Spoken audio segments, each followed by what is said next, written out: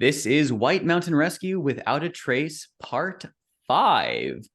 It's been a couple weeks since we've played, so let's just kind of recap, take a look at our first responders, as they're called.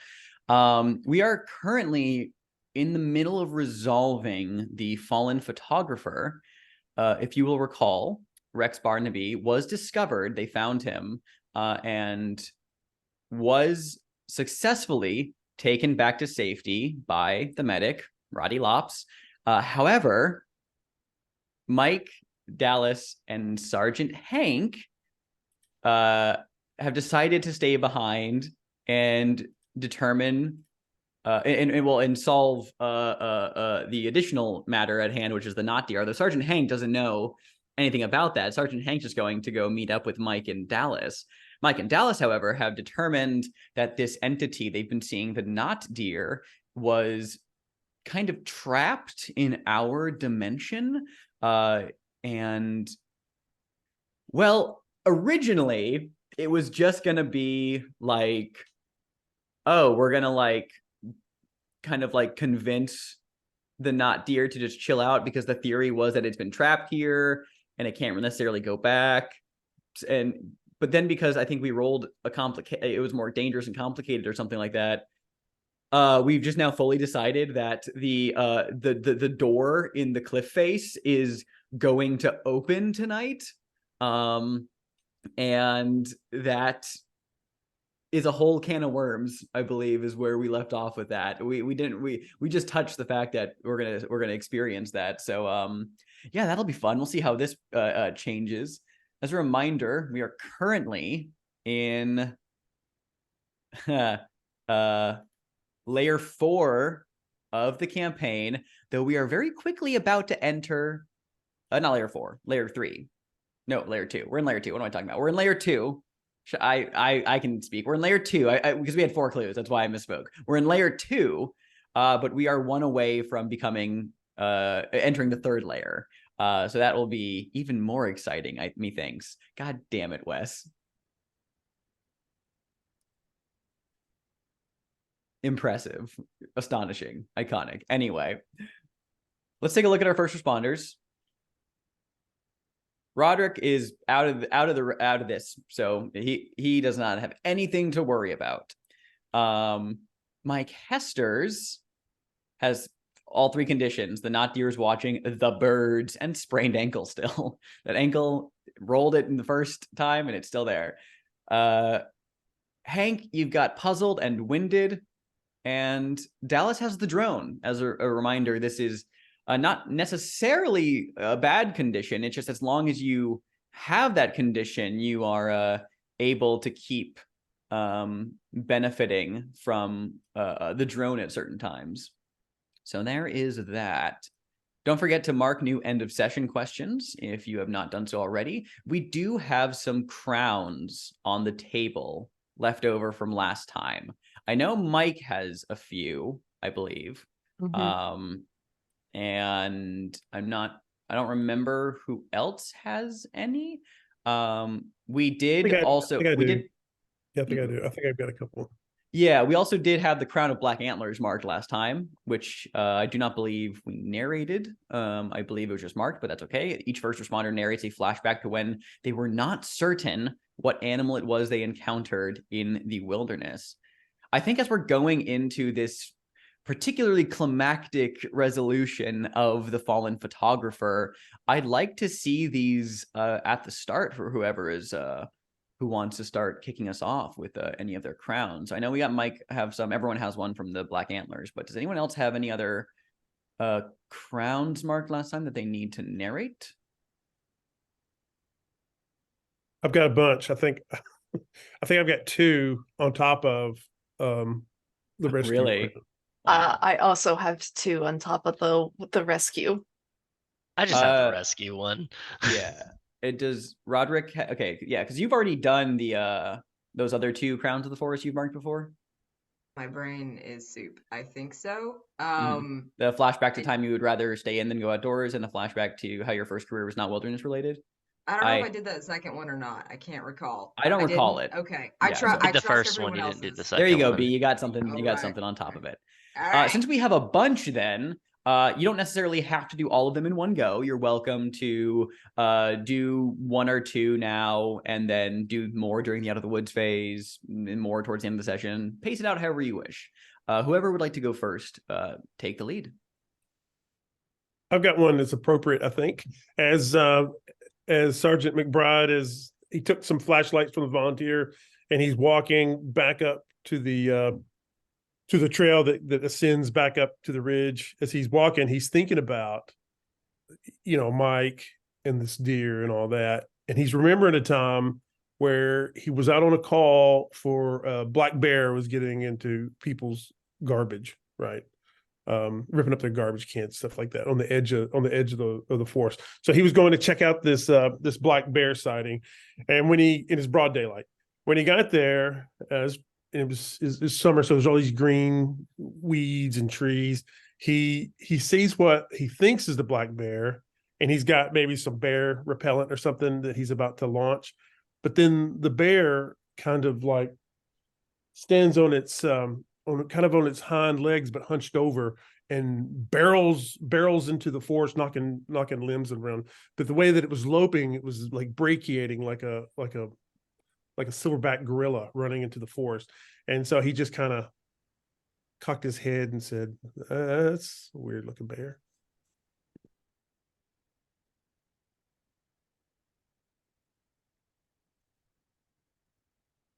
I think the sort of like idea of like wandering in the woods at nights, uncertain about what sort of creatures may be lurking about, because the forest doesn't have normal creatures. I think during a late night shift at the sort of the lodge doing paperwork and whatnot, I think like some leftover trash was there, and like Mike Hester was like, okay, I have to clean this up, takes it out. And I think like he felt some dripping down on him. A little bit. Not enough to like be worrisome, but it's enough to like notice, like the equivalent it's a little bit crass, but like the equivalent of like getting bird shit on your head. And it's like, oh, God, birds are still up here. And it's like, it's clear, it's liquidy. And I think he looks up above and he sees this very strange looking creature. It is pale. It does not have fur. It is rumbly, craggly, fleshy. And I think it tries to reach down with its claw. And I think Mike Hester just runs in and back inside, refusing to speak about this event ever again.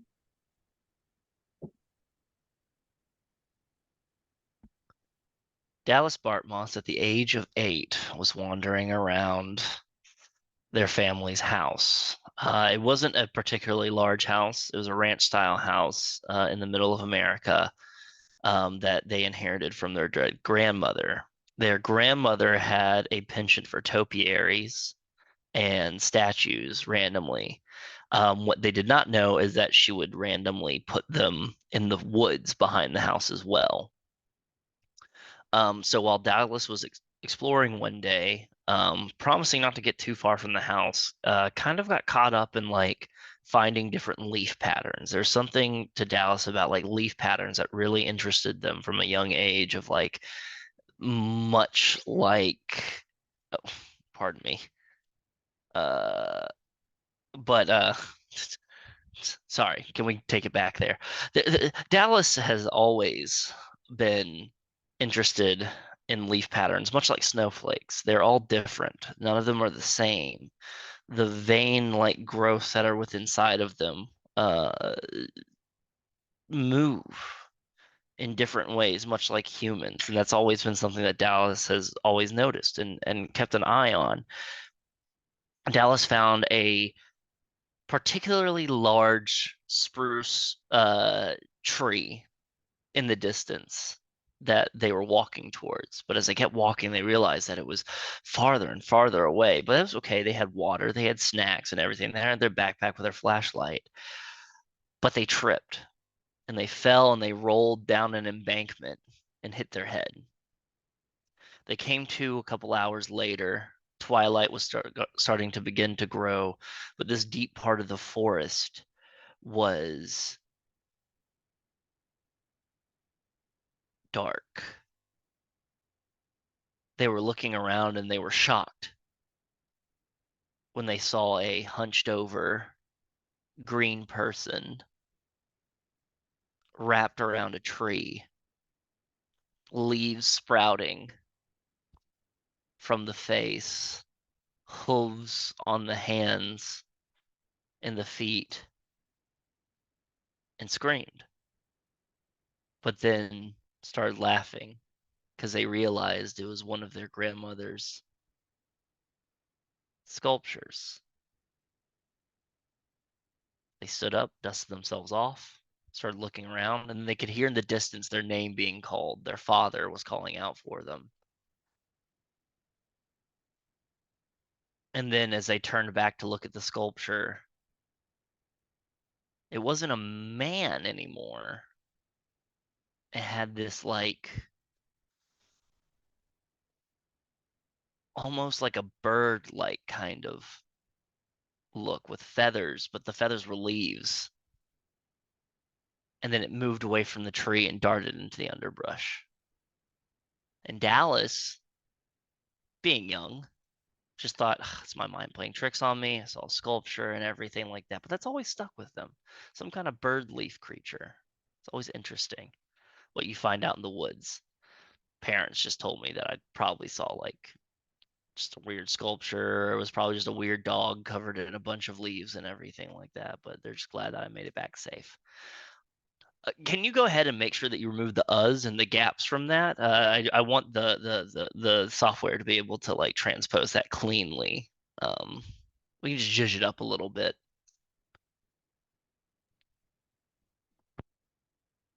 Phenomenal. All right, B. Goddamn. Oh my. Well, it's unfair to have to like go after that, but I am. If I'm allowed, I want to. It's unfair that Dallas Bartmoss. Bartmoss is a billionaire. So I mean, It is honestly, deeply unfair, but That is my privilege. I understand that. a billionaire with a gift background. So like, frankly, you know. It's very brave of you. I'm gonna combine the crown of the rescue and the flashback about my first career not being wilderness related, because Roddy's first career, his career was the military, but his first job, his first real big kid job was a lifeguard at a local pool. And this is kind of when he got the bug to help people. And it was pretty slow, usually. It's very slow to be a lifeguard at a local pool until it's not. And a person, it seemed like they were like sunbathing and then just sort of rolled off and fell asleep and fell into the water and didn't immediately come back up. And of course, Rodrick, itching to do something and also itching for someone not to die, dove in and grabbed them.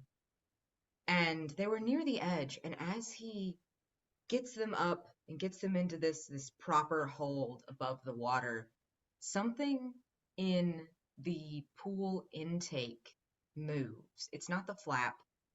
It's not like a leaf. It's a hand.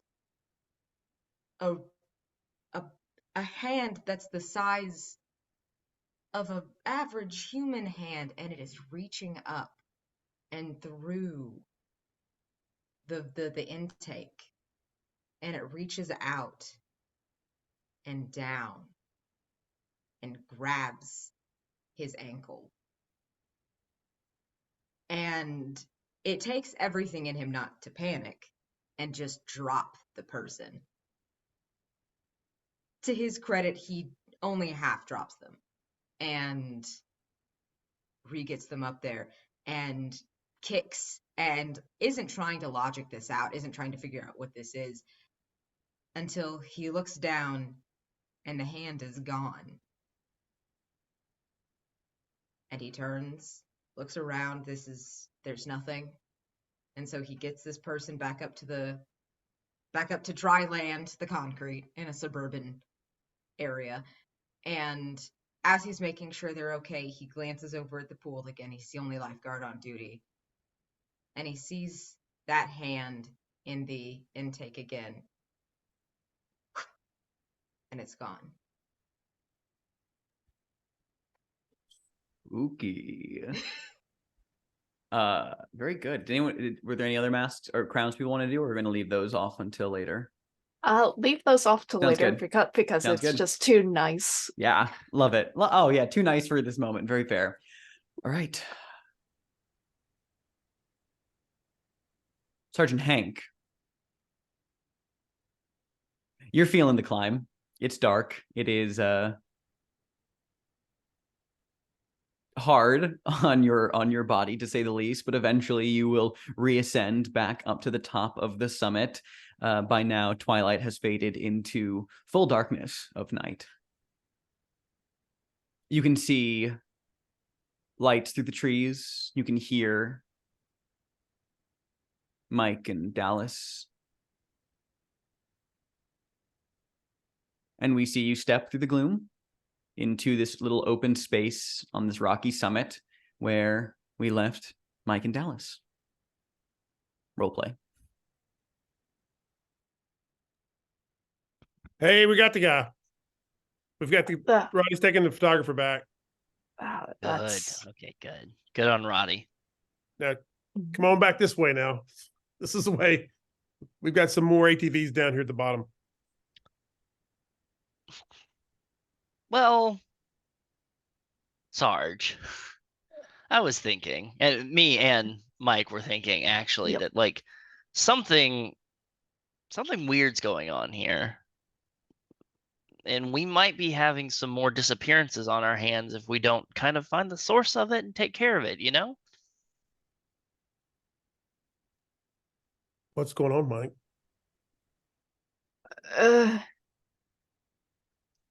well, it's a I'm not sure. You ever seen a deer before? Imagine it. The deer, antlers, legs and everything, stops, keeps walking, everything like that. Now just take that, and then it's just not that.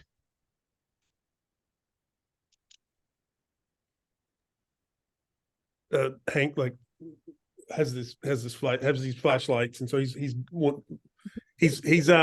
scanning the area, and he's like, I don't. Where's the deer? Well, that's the problem, is you're looking for a deer. It's not a deer. It's like a deer, but it's not a deer. Mike, It's God, I don't know how to describe it. I'd rather not. But frankly, I think it's trying to eat people.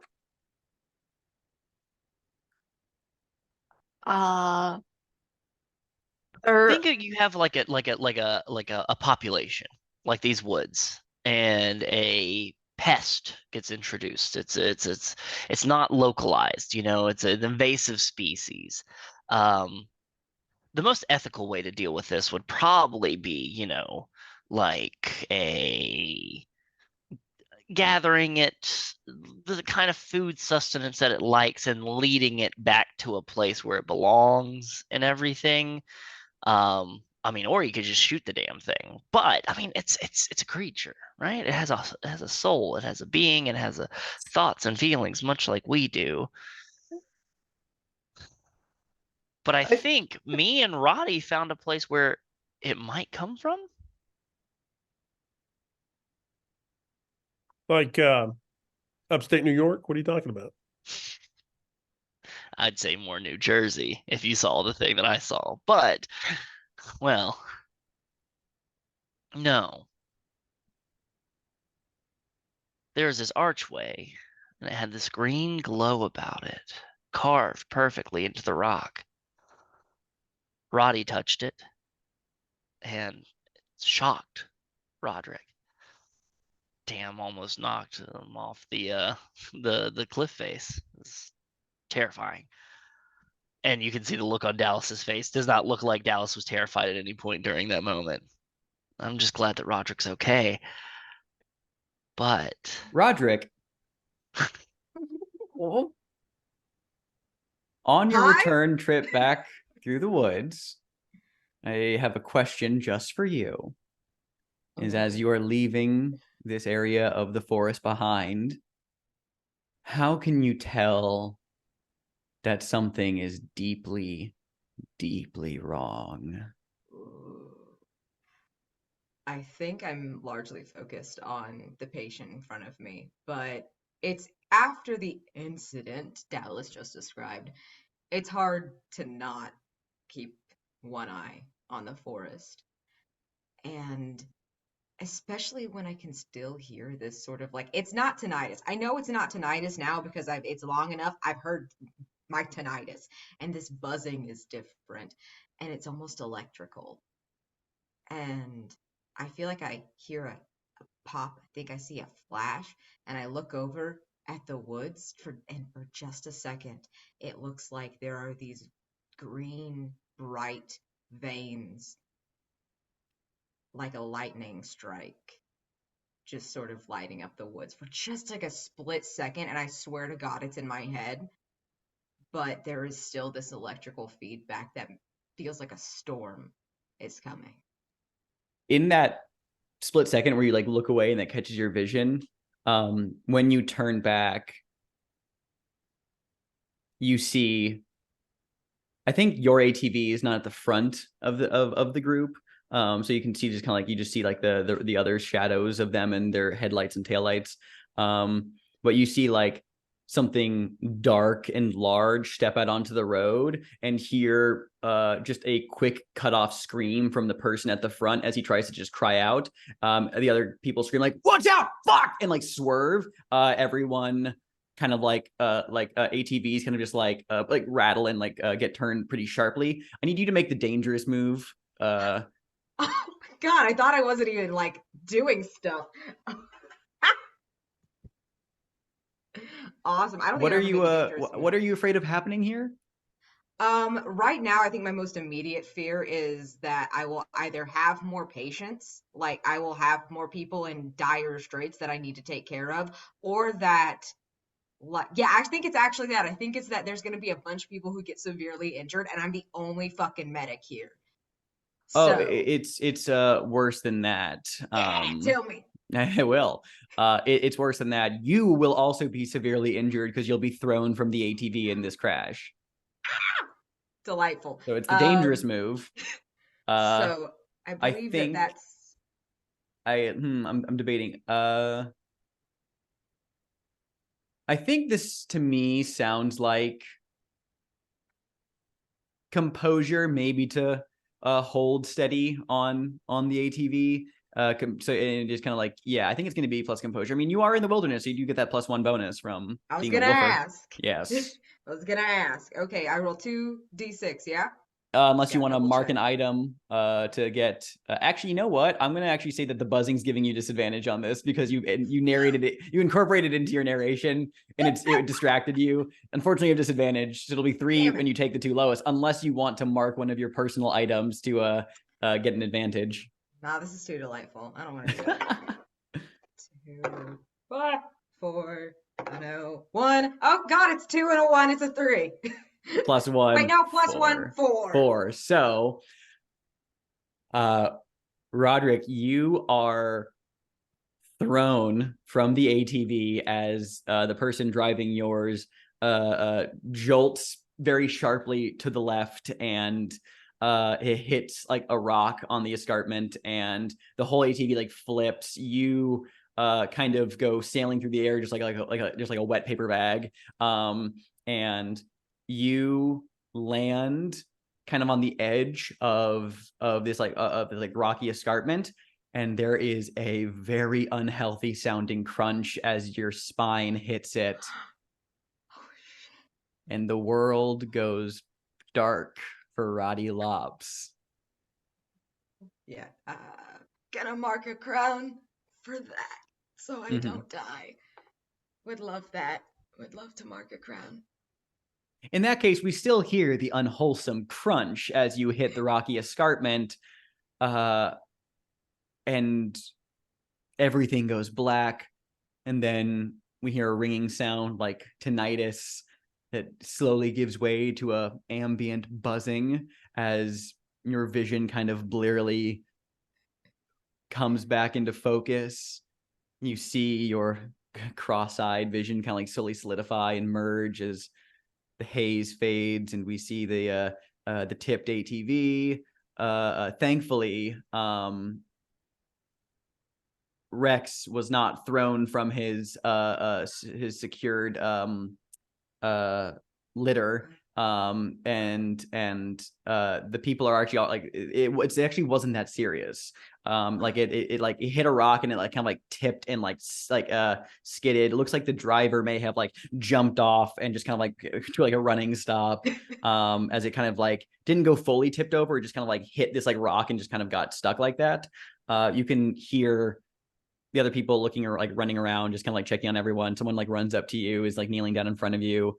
And we see that like as you like go to feel your back where that awful crunch came from, you turn around and it's your bag, your pack, your first aid kit, and or just like in your pack in general. And oh, thank God, it was just a water bottle. It was just a water bottle. But you can take sore back because that landing fucking hurt. Bruise that shit. And it just knocked the wind out of you. And one of the volunteers is saying, "Everybody okay? Shit." And like one of the guys like kneeling in front of you says, "Hey, you good?" Yeah, Jesus fucking Christ. I'm good. What the hell was that? What happened? I don't know. Alan just fucking hit something in the road. And you hear like kind of like further up like the trail, someone yelling, "I didn't hit anything. It just flew out of the fucking trees and ran right in front of me." And it's like, I stopped. And as this bickering is going on, you walk over as you're kind of stirring back to your senses. And there is in the kind of like headlights of the ATV at the front in the dark of the woods, you see yeah, thank you, Wes, for completely understanding that I was just doing Thornton and Mulligan from Alan Wake 2.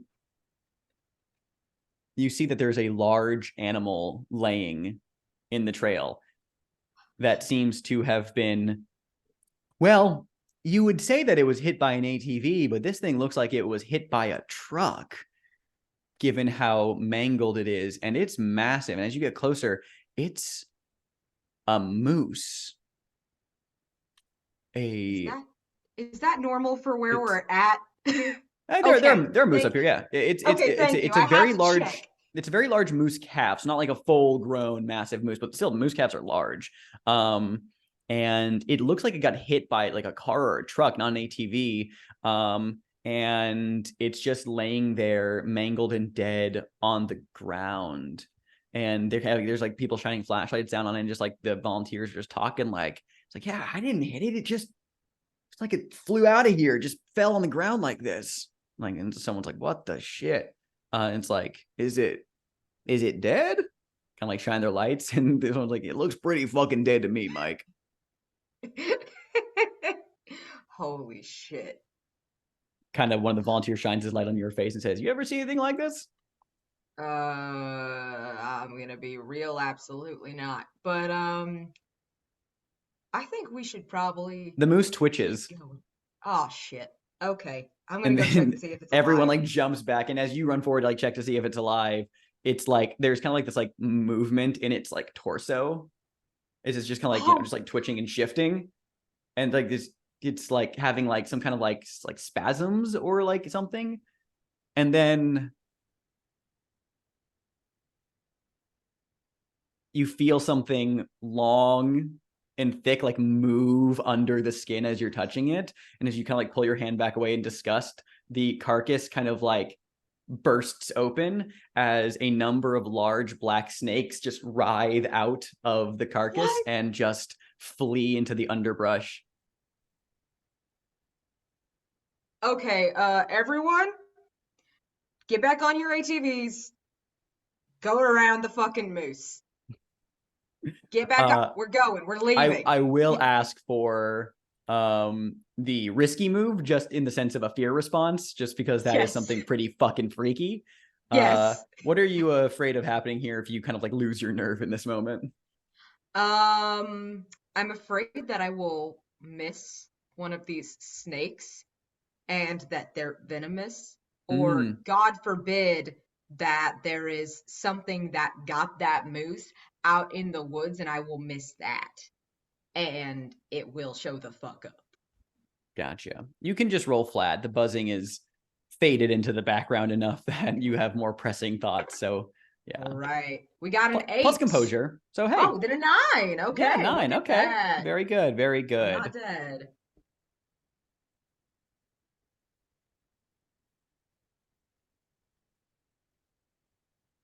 Your complication on that,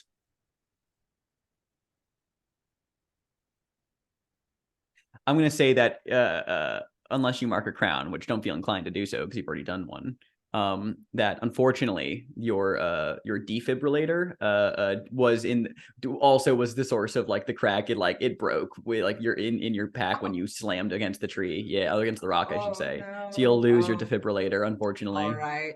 I'll take it. I'll take Okay. it. I know CPR. You can just remove that from your sheet entirely.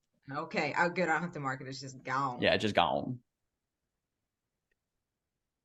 Cutting back to the other trio, though. What are you doing? I think just very quietly, like, I think we're heading towards that door thing that Dallas saw. Mike Hester really does not want to talk about like what's going on and just deal with it.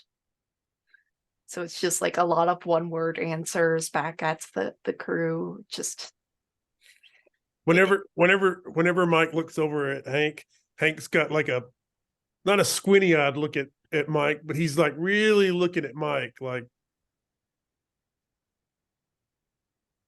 just trying to look and see if Mike gives anything, and Mike's not. We've been out here for a couple of hours, a handful of hours, really. There, fellas. If you want to, in my pack, I've got plenty of snacks. I've got some extra water, by the way, if y'all need it. There's also plenty of bananas in there. Need to keep that potassium intake up. Isn't that right, Hank? This guy knows.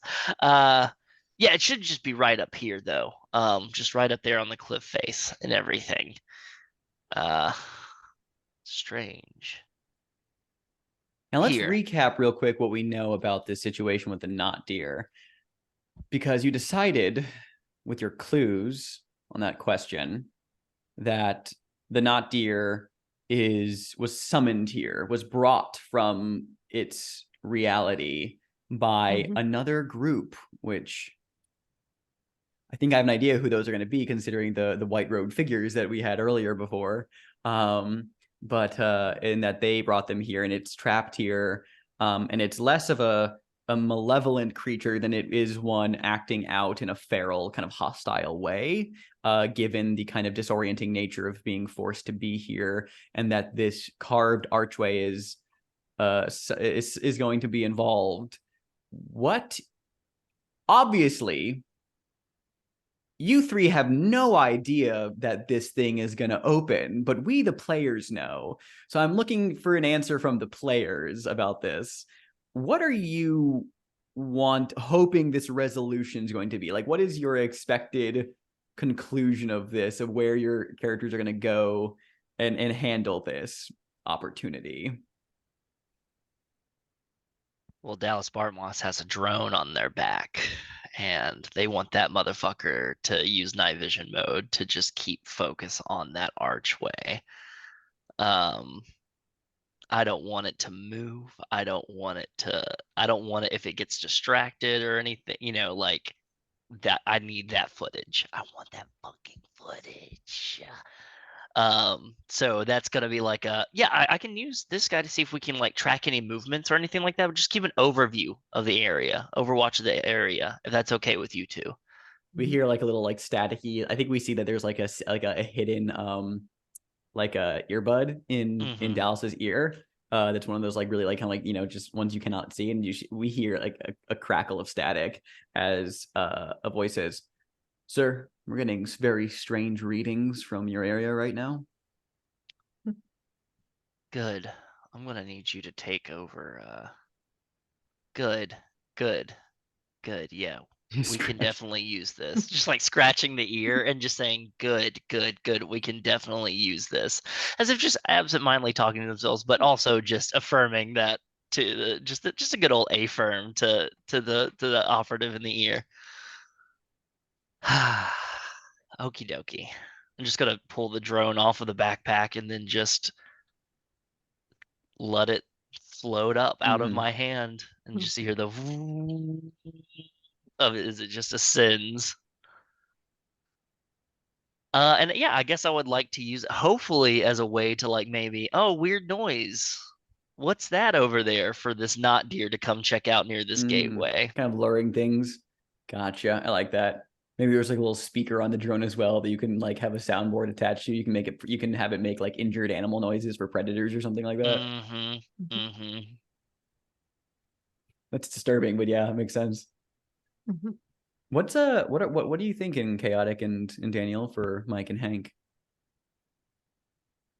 I think Hank's probably wondering, like, is there like a cave that we're going to try to push an injured invasive species into? Where's the invasive species? Where's the cave? So he's just kind of like looking around like, what? He's in the world of mundanity right now. Yeah. Mike is convinced that he's cursed to deal with like the supernatural of the woods. And so like he thinks he himself is the bait. So just by being here, he's just yeah, it'll come eventually. I've seen. And as soon as you say that, you can just kind of hear echoing through the trees just this. Oh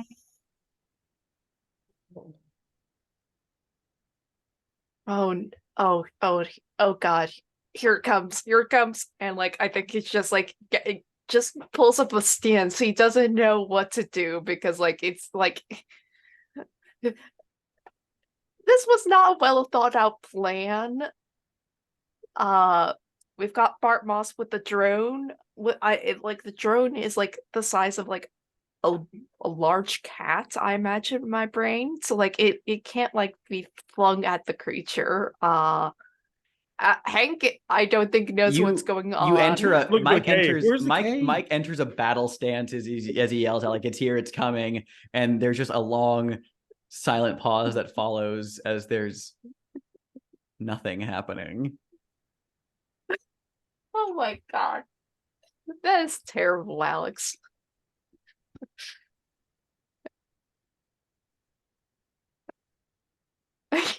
I think like after a couple of moments, like Mike exits his battle stance.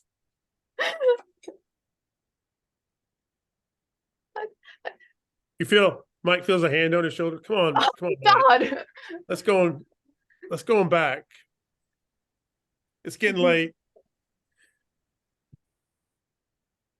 There's one more thing we can do.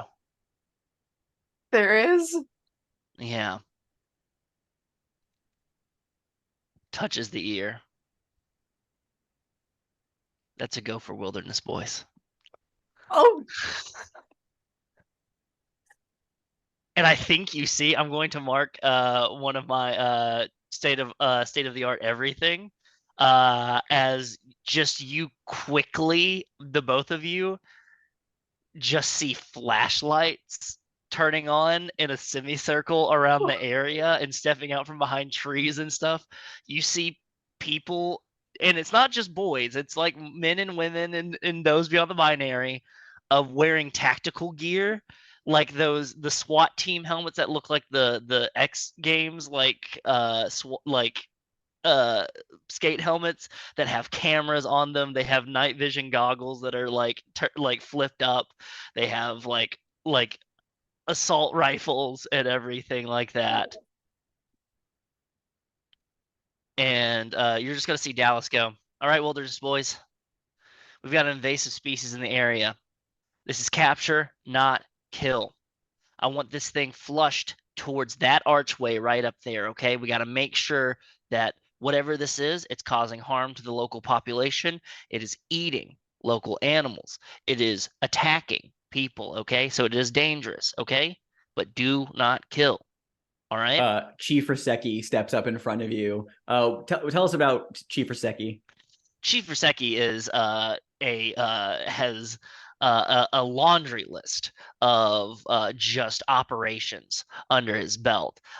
He is if you imagine Stephen Lang from Avatar, he's got the claw marks from a cougar attack, and is like deadly serious about wilderness expeditions and everything like that. Has assisted with big game hunting, has done some operations in Eastern European satellite countries, where there have been like extraction and go things.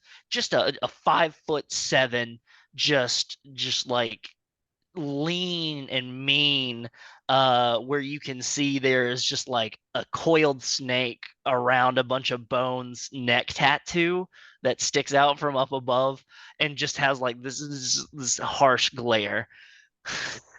Yeah, Chief Rybitski just says, all right, you got it, sir. Wilderness boys, cover the area. Operation go. He like locks and loads his assault rifle. I assume you're using the security team option of yes, yeah, essentially, yeah. So it's going to be security team of state of the art everything. That is the Wilderness Boys, by Chief Rybitski. It's a team of 20 security personnel who are all ex-military or law enforcement, and they are able to do any of the following: so sweep the area, covering fire, and point extraction.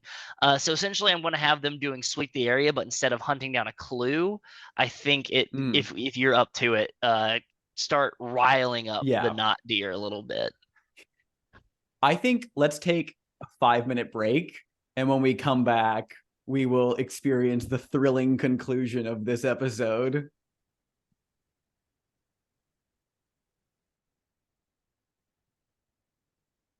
Let's paint the scene, because I think it's an adequately appropriate time for this.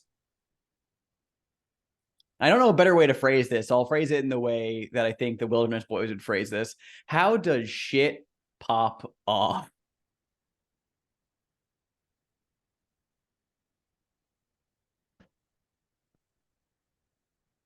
I think now just like the forest is just that, which was quiet and creepy, is now you can just hear rustling in the background and the clanging of gear, just even off in the distance, very close. And then you start seeing red lights pop up in the distance as flares are being dropped on the ground. They're being ignited and dropped in the ground and everything, as a perimeter is being established.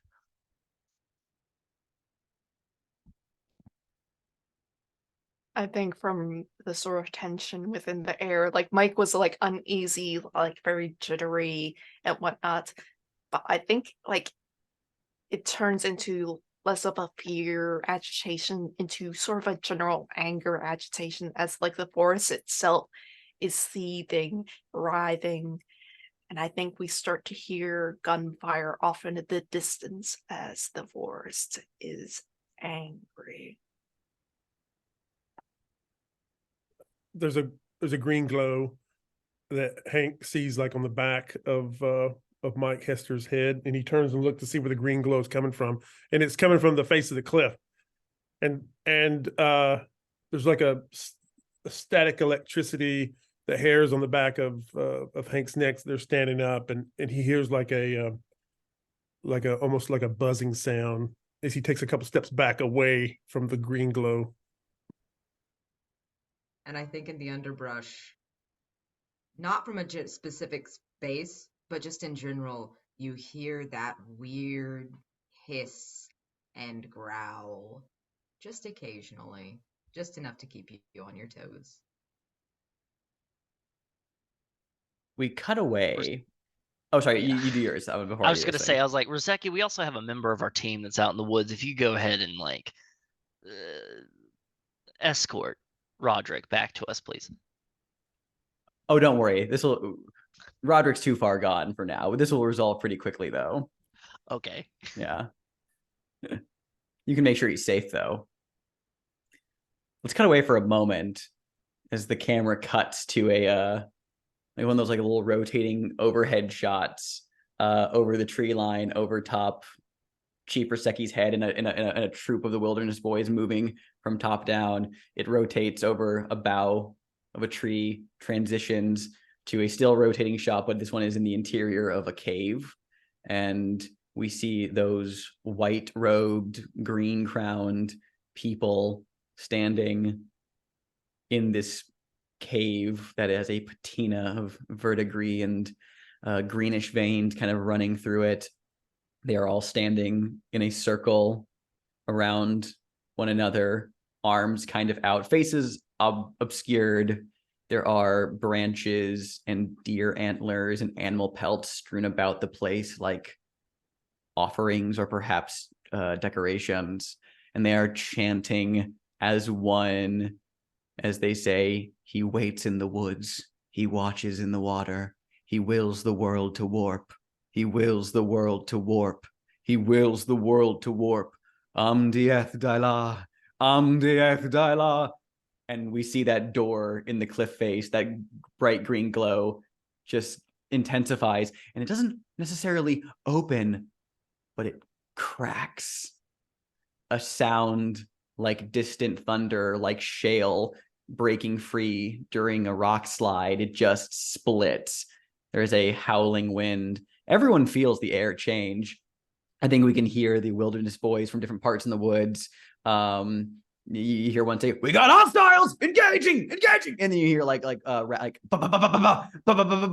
we see a dark shape of something extremely fast moving through the woods, and it is bolting directly for you, Mike, as you hear that just awful animalistic noise as this shape is darting around. At one point we see Mike you're shining your a light around kind of and then it comes flying out of the trees trying to knock you over the edge. I need you to make, well, it would be the dangerous move. However, because of the Wilderness Boys, they get to knock this down, and they can knock anything shootable down to risky. So I think, what are you afraid of happening here, Mike? It's pretty obvious. I go over the edge. Yeah. Come on. The good news is it's not worse than that. So, I mean, yeah, you can just roll with a vitality. And I'm not going to give you disadvantage from even the not deers watching, because we've been new and you were also anticipating this to happen anyway. So it's not like this is catching you off guard. So you can just roll flat unless you want to add an item to that. Oh, man. I think just generally with this is going to sound weird, but this is important that I use this now. Okay. I think because I've gotten into scraps before, and I've been into a fight with an actual bear before, because I think back to how my harder than rock face coffee thermos has saved my life before. I think I am prepared to take on any sort of physical danger as long as I can get my hands on it. So incredible. I'll take it. Mark it. Roll with advantage, Mike, plus vitality. Yeah, but I had to make use because I did spend a crown to save that item before. So Yeah. 10. Hell yeah. Narrate what happens, Chaotic. I think this deer comes like crashing through the woods as it's being shot at, and I think it just knocks into me, and like I think a la sort of that deer wrestling scene from that anime. Like I grab it by the horns and like I think it like I skid backwards and like I think it's sort of like pushing me towards the portal, and like I think like at the last moment I let go and I hit the dirt down as it just like sort of tries to buck forward and it just tumbles in through. Fucking incredible. Sergeant Hank, I don't want to say this for you, but the impression I'm getting is you're not seeing anything. You're seeing a lot of paperwork. You're seeing the red mist of Embargo's paperwork, I'd imagine, with all of whatever is happening here. But I want to confer with you as to what is Hank experiencing? What is Hank seeing? Like it seems like these private security firm that works with Bartmoss, it seems like they've got some kind of buffalo that has charged through us, and that they've like kind of corralled towards us, and so it's just all kind of like it's like a blur, and it seems like it'd be easier to write this up if we just glossed over a lot of it. Mm-hmm. I will say this.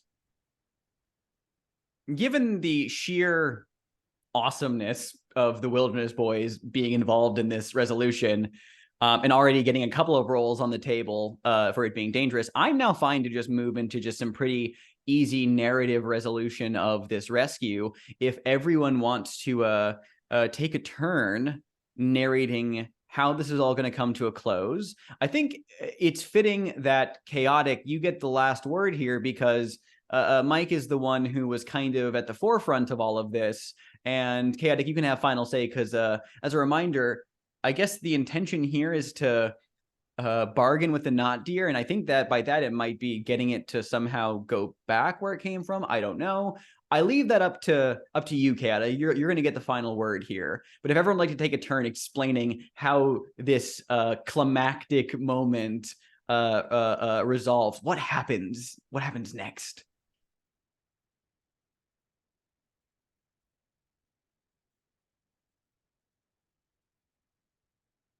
I think we just see there is Dallas with just like the feed up on their phone, and it's just like hearing all of the chatter in their ear and everything, and Mike can react how Mike wants to react, but like comes up and goes, "Are you okay? How do you feel? Like what's going on? Talk us through it. Talk us through it." Like acting like a medic, but is not checking for injury at all or anything like that. Like what is going on? Yeah. He look, if you can just give me anything, like what did it look like? What did it feel like? I will say, by the way, B, just so you know, that since Rodrick's not here, feel free to just do literally whatever you want in the narrative. Too much power. I think we see Hank like climbing back up the rocks, saying, "It was come on, guys! It was just some kind of buffalo or something. It looked like a buffalo. It's probably down there in the swamp now, that marsh." Oh my gosh. I think we see two things. I think there's a brief cut, like kind of from above, that little caravan of ATVs that Rodrick was a part of. And there's in the far distance, we hear gunfire and shouting from their POV. And everybody, even the volunteers, are like, let's get the fuck out of here. I'll deal with this later. And Rodrick is like trying to like radio Hank or Mike or Dallas, but like he's just getting weird feedback, just like weird electrical feedback on his radio. There's nothing even going through. And then it goes to the I wilderness will boys in the incorporate forest. one small detail on that Please radio is do. in the crackling static, we just hear that distorted like, I'm the F-Bella. He waits in the woods. He watches from the water. He waits in the woods. He watches from the water. He wills the world to warp. He wills the world to warp. And as we pan to the wilderness boys, all of their radios are doing the same thing, and we're hearing that same chanting over all of their communicators.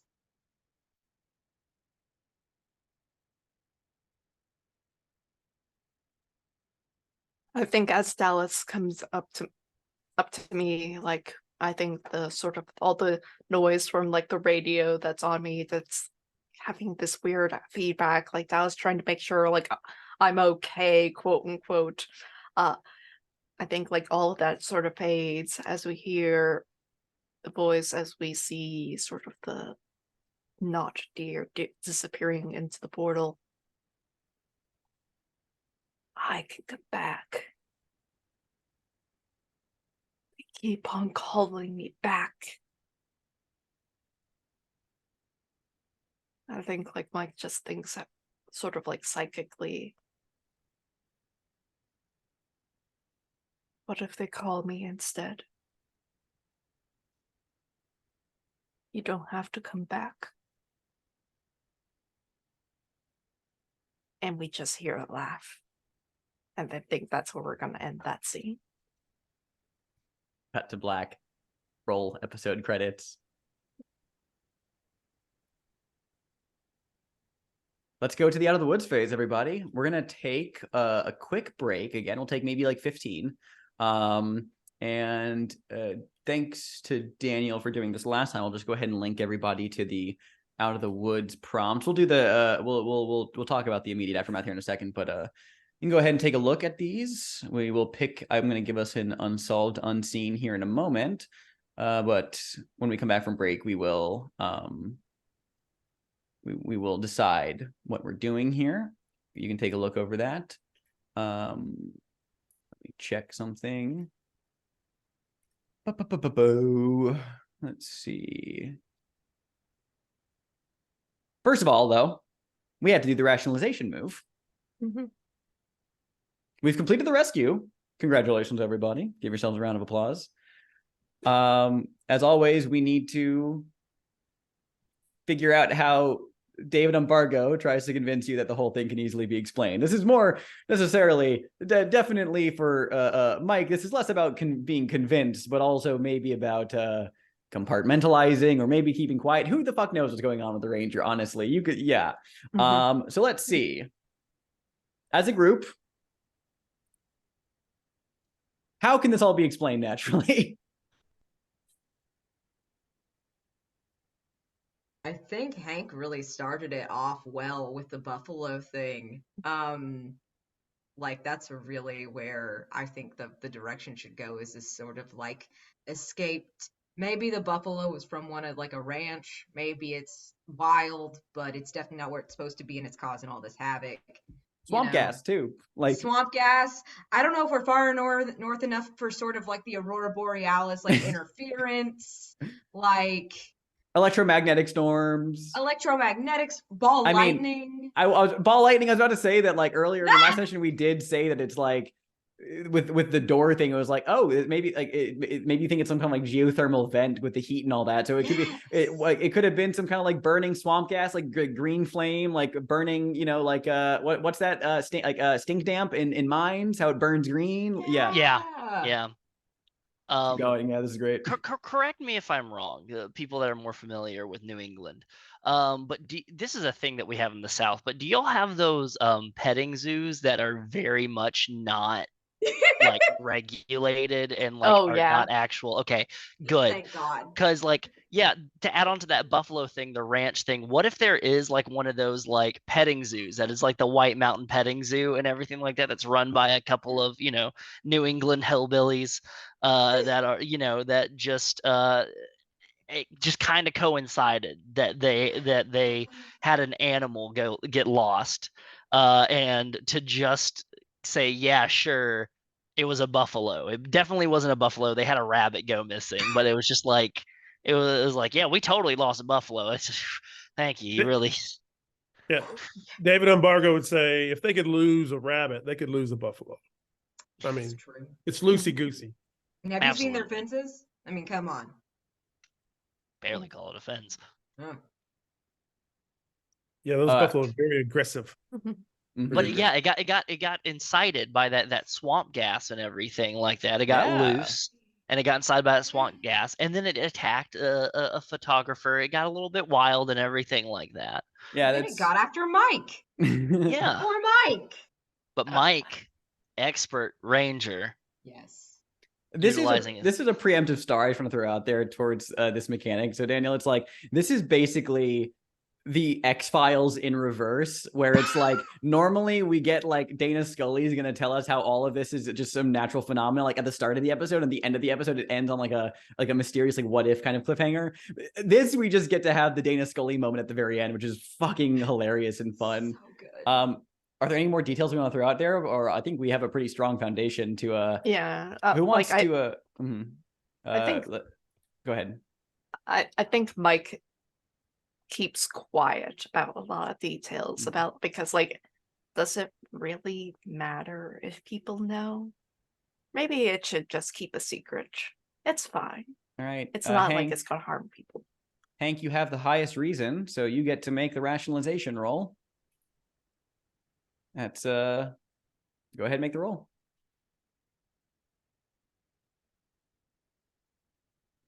You're muted. Got a 4 and a 5, so that's a 9, and my reason Plus 2.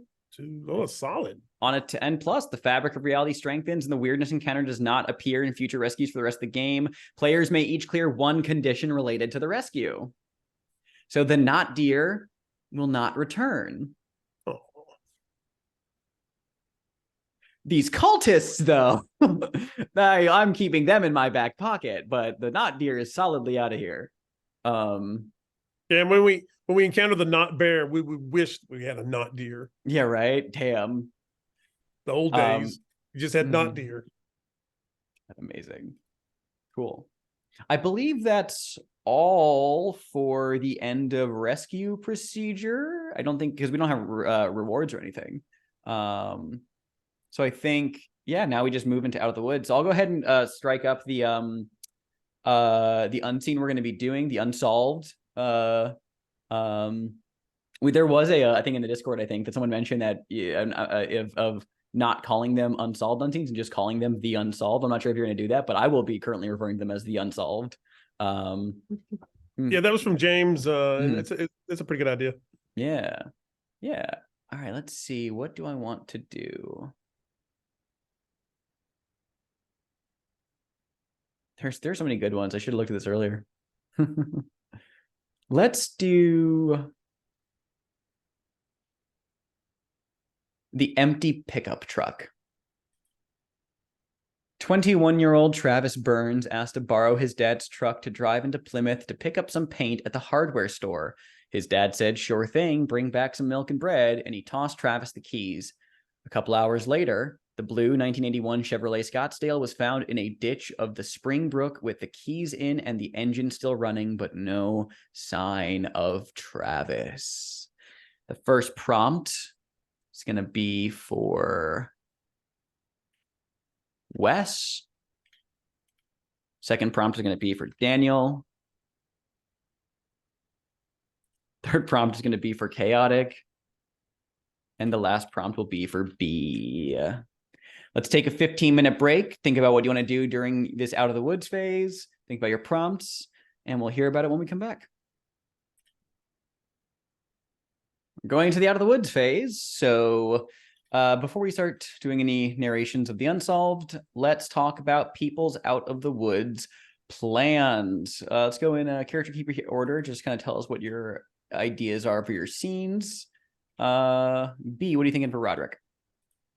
No idea. I've actually been looking and I have no idea.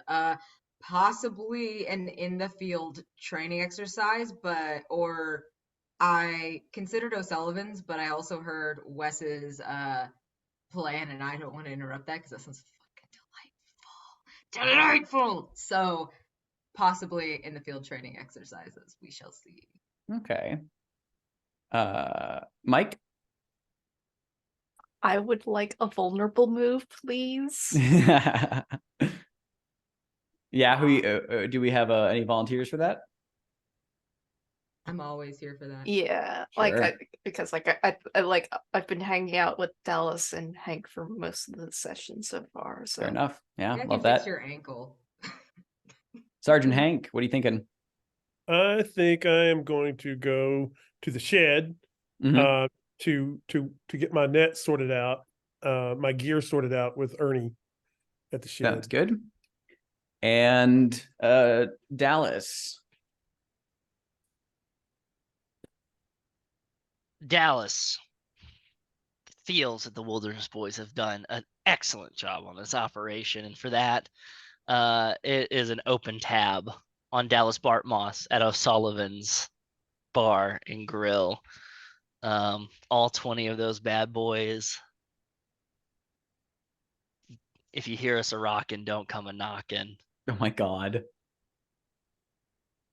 Good to know. Yeah. And where do we think Mike and Rodrick will have their vulnerable scene? Was there? Because let's take a look at their stress relievers. So Mike's got drinking black coffee. Roderick's got studying for advanced certification. So are we gonna set the scene around maybe Roderick doing some studying while doing the training exercises, and Mike is there as well? yeah, Love that. Love that. That's very good. Cool. We will introduce those in a moment, but first we're gonna go into the past and explore the first prompt on the unsolved, which I believe that is assigned to Wes.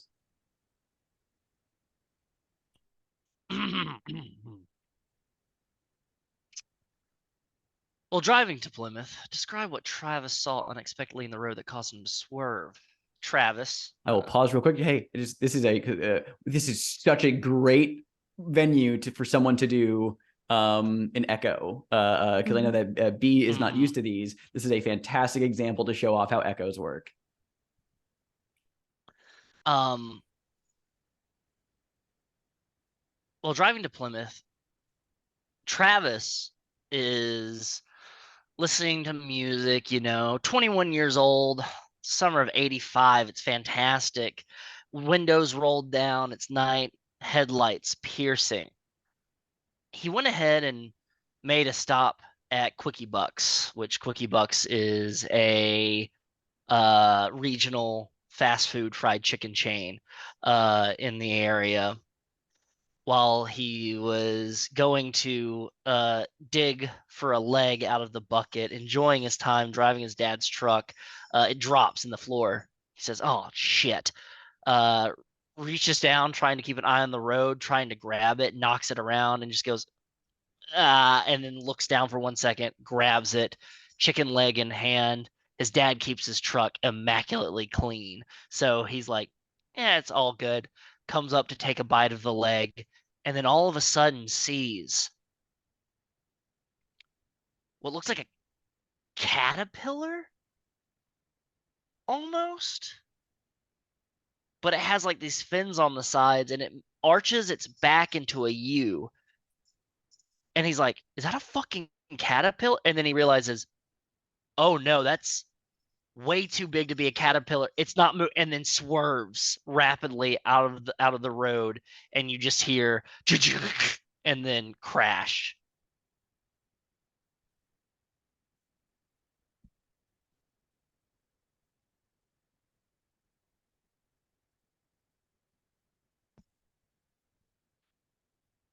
I'm muted.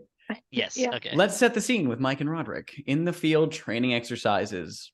Search and rescue team members also spend some time training both local law enforcement and first responders, as well as the public in wilderness safety and search and rescue procedures. Let's paint the scene.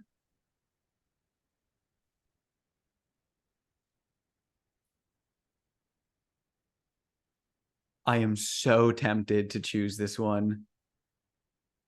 but I'm not going to choose it yet because I want Rodrick to be able to still study in the scene. I want It's to choose okay if he can't. That's very funny because like he's only got one condition. And so if Mike's the only one who can do his stress reliever, that's fine. True. Then I'm gonna, yes, it is career day for the Plymouth Elementary School's kindergarten. What search and rescue materials did you bring to show and discuss with the room full of 5-year-olds?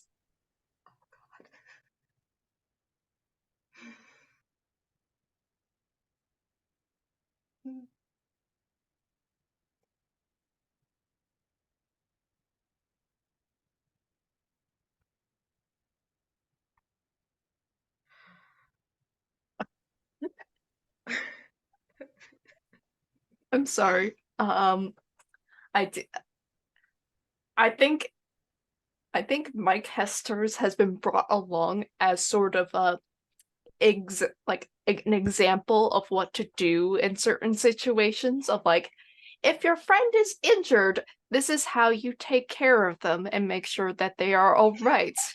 Oh my god.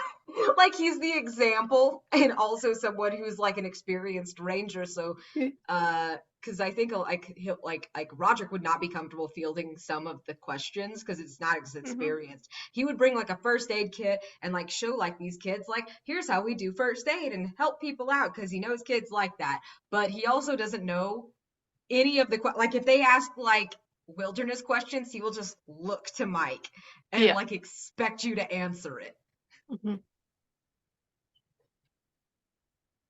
Yeah, like I feel like every so often kids will ask like, are bears that big? And I'm like, yes, they are very big. They can reach, some can be as tall as a pickup truck, like one of those. Yes, like the one that your dad has. That's that blue one. Don't worry, there, kids. The bear, as long as you keep your trash in locked bins, the bears will not come into town. Don't worry about that. I'm going to say for sake of efficiency and narrative efficiency that for the unsolved scenes here, not unsolved, these out of the wood scenes, the paint the scenes are mostly for the people in the scene themselves, just so we can keep everything flowing. So I love that. We'll go over it. Let's transfer over to Sergeant McBride at the shed. Let me find the shed. Yes, all the search and rescue gear is kept in a long garage-like building next to the motor pool at White Mountain National Forest headquarters. All team members have keys and access to this gear, as well as to Ernie gearing. Once part of the woods phase, team members can either describe how they are maintaining their gear and unmark a personal item, or choose one of the following to place in their personal items and mark it off from the list below. There's a big old list of items. Additionally, the first responders may requisition special equipment from Ernie 3 times during the course of a campaign to add to one player's personal items. Before we hear from what you're doing here, Hank, let us first of all, let's talk about Ernie himself. Mid-60s, slightly overweight, slightly balding, but 100% taking it easy. Typically wears a red plaid shirt and green fleece vest. Is almost always found sitting down at his desk, scrolling on a computer. Let's paint the scene. The equipment building is affectionately just called The Shed. What are some ways the building has earned this moniker?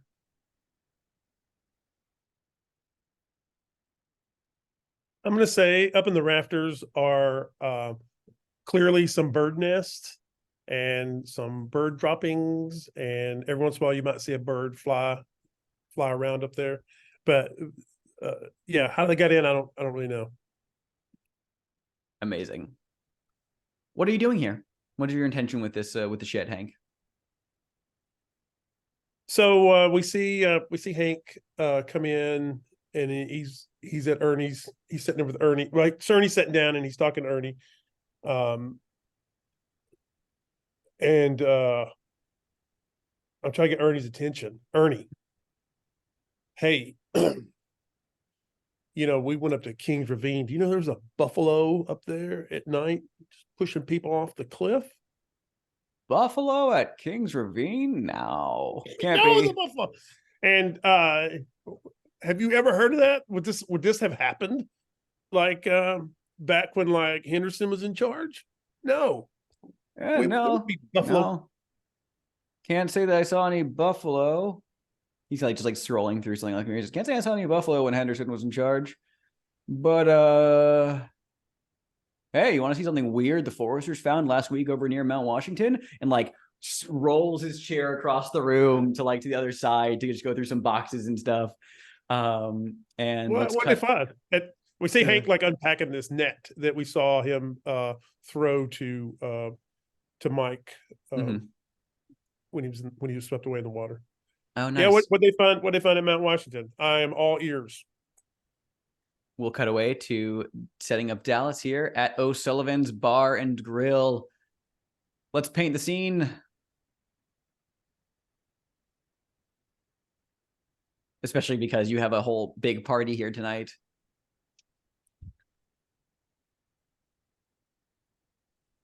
It's one of those nights where bar regulars bring their drama into O'Sullivan's, and this sounds pretty incendiary when combined with a paramilitary force of 20 people getting drunk.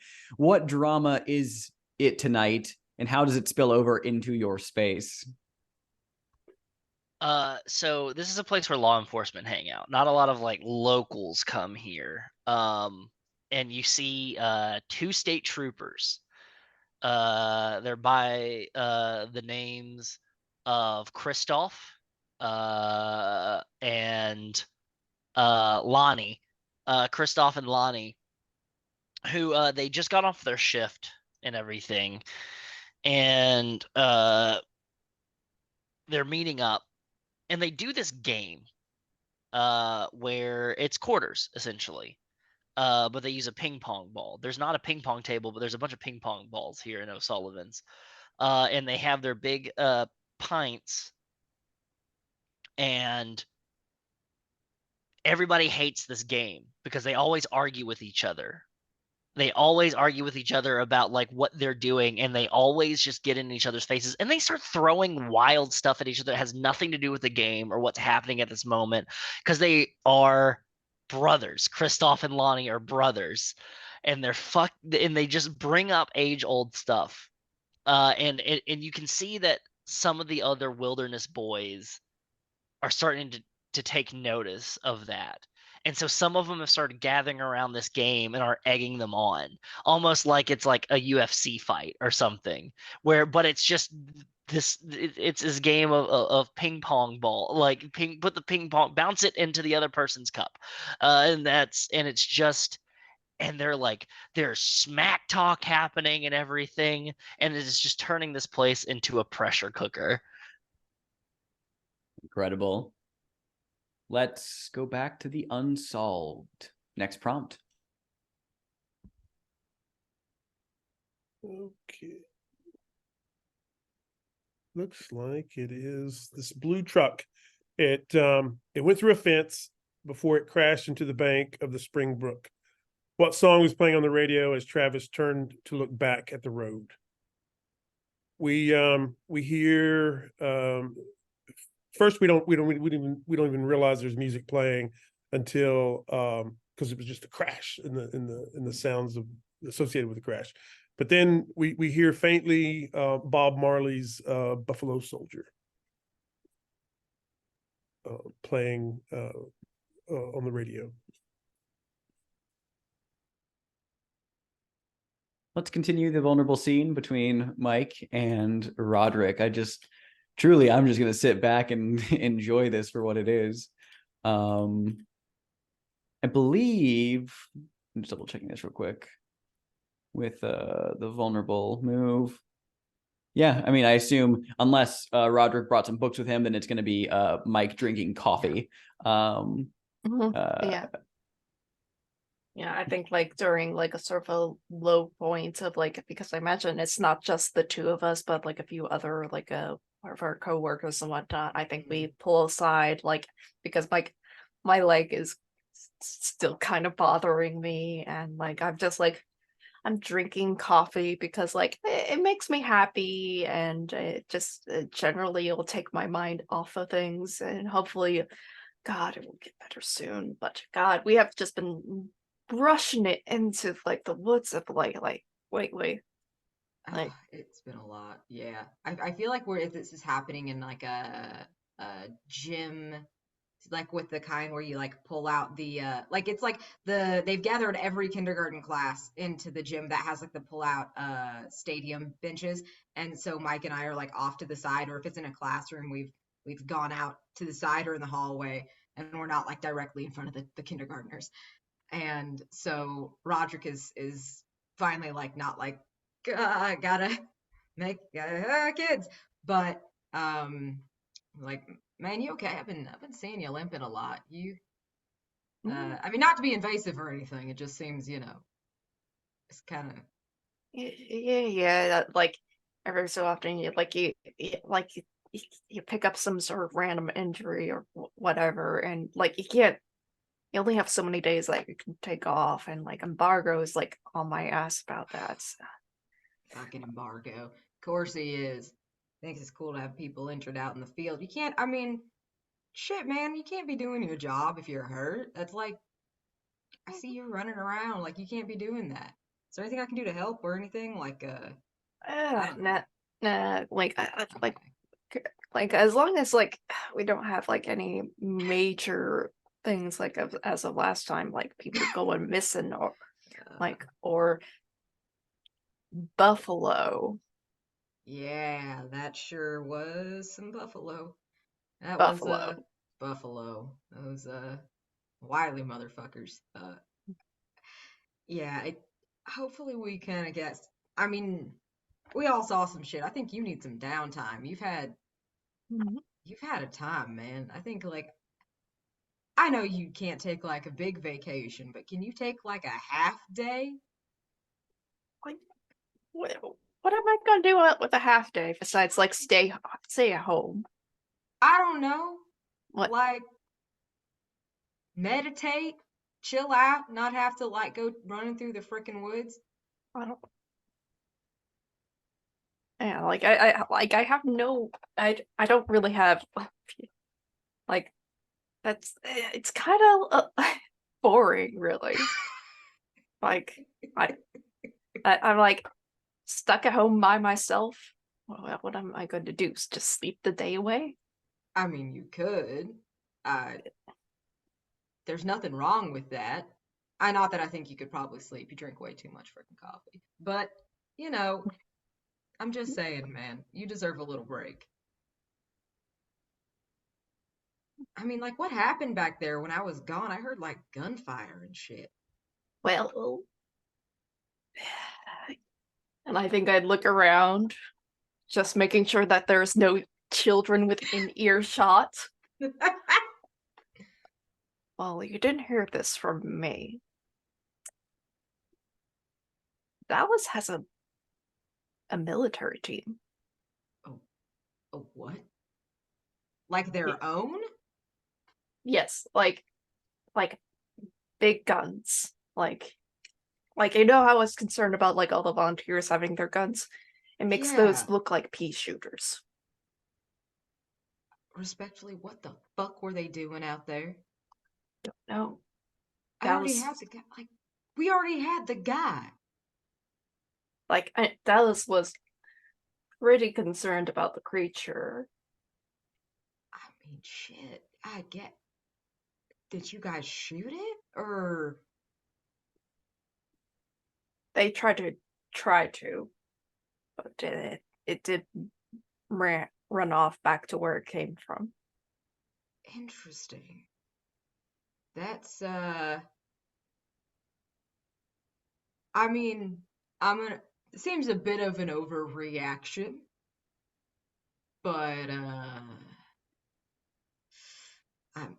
yeah, that's kind of fucked up. That's kind of fucked up. Yeah. Seems that Stylus has more plans for our little group than he's letting on. They're letting on. I mean, maybe they're just like sort of, I know they're like some rich CEO. Maybe they're just like overzealous with all their toys, and I guess they're paramilitary groups. Yeah. Yeah. Speaking of the devil, let's go over to Dallas for a moment. Tell us what's happening now in your scene.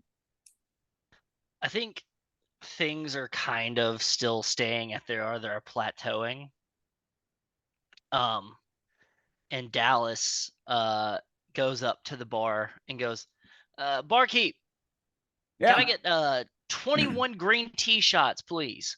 Oh, sure thing. Yeah, just yep, you got it. 21 green tea shots coming up. All right. And here's somebody, as you can hear Buffalo Soldier singing along to it next to Dallas, is like, looks over at them and goes, it's not great for you to kind of like sing along songs that are like not of your culture and everything like that. Like, I don't think you're a Rastafarian. Just a note. And just like turns and like has their drink and goes, Raseki, more pool? And just goes, oh yeah, oh yeah, to themselves. And then they feel a hand on their shoulder, whip them around, and you see the person they said it to was one of the local sheriff's department, and just says, Bartmoss, right? Dallas goes, yep, that's me.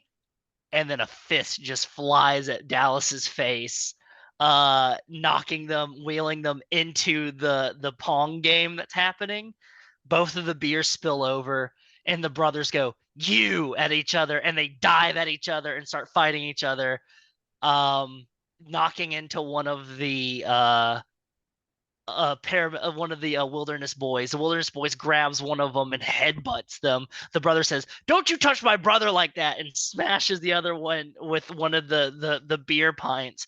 And it just turns into a brawl. I want to throw in the idea of Chief Rybitski walking up, grabbing the one that punched you, Dallas, just by the lapel, just being like, you picked the wrong day to be stupid, son. And then just throws like a haymaker at his face. And then goes into the jukebox that was playing Buffalo Soldier, and then it just like shifts, and then Ballroom Blitz starts playing. That's a Mountain Clue. It wasn't even on the jukebox. No, I'm kidding. Let's go over to Hank. Tell us what happened. What's the weird thing that he's showing you? He pulls out like this photograph, and I can't see like what. So Hank's like, what are you showing me? It's like, right here, look, right here, you can kind of see it. And nope, I see a bunch of trees. And he's like, no, it's like look, it's the Mount Washington gorilla. I don't see a gorilla in there. Oh yeah. Who told you this? Who gave this to you? Hey, there's a lot weirder things out here than strange trees. Do you know anything about Dallas Bartmoss and his? Do you know what this? Does he come down here for gear? I guess he's got his own, right? Like we see Hank look around at the gear that's in here, like wooden snowshoes and old like. But no, I guess we don't. But anyways, the other night with that buffalo, Bartmoss had like these like Navy SEALs or something up in the woods following us the whole time. That's not. I don't know what embargo. I don't know if embargo. Have you heard anything about it? I haven't heard anything from embargo about it. It's just a bit much. And how about Mike? Has Mike come in here, Ernie? Have you seen Mike Hester? Not lately, no. Mike's got that faraway look in his eyes, if you know what I mean. No. It's a lot worse than that now. Now he's got the faraway look in his eyes. And then there's something on the edge. Like he's something like. If he's got the far away and he's getting towards that edge, you know what they say that's a case of? No. Oh, I thought. Hank, I thought we had a rapport. He kind of like goes back to he says I'm not gonna lie to you. I'm definitely it's a case of suppressed early onset retirement. Yeah. I hinted around to about it. It was Sullivan's. Not everyone makes it to your state, Hank. A lot of folks tend to tap out of the job before they get to retirement, like at an actual, like, I guess, a socially acceptable age. Some people just snap under the pressures of the gig. Well, look, you retired and you came back. That's not the way. That's not the way you retire. When I'm out, I'm out. I know, Pensacola. You keep saying, Pensacola. That's right, Ernie. You can stop sending me. You send postcards from the place. I'm easing folks into it. But look, when you retire, you're supposed to go away. You're not supposed to come back and sit here and. Well, what can I say? Scroll on the internet all day. I got to get this net packed. Okay, well, what can I say, Hank? I just, someone's got to take care of the shed, and I like it here. Anywho, I got to get back to this thing on eBay. And let's go to the next scene on the Unsolved.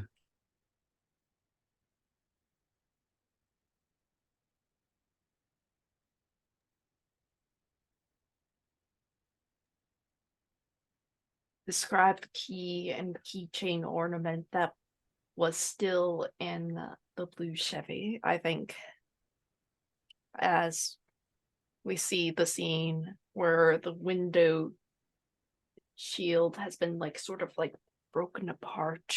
We do not see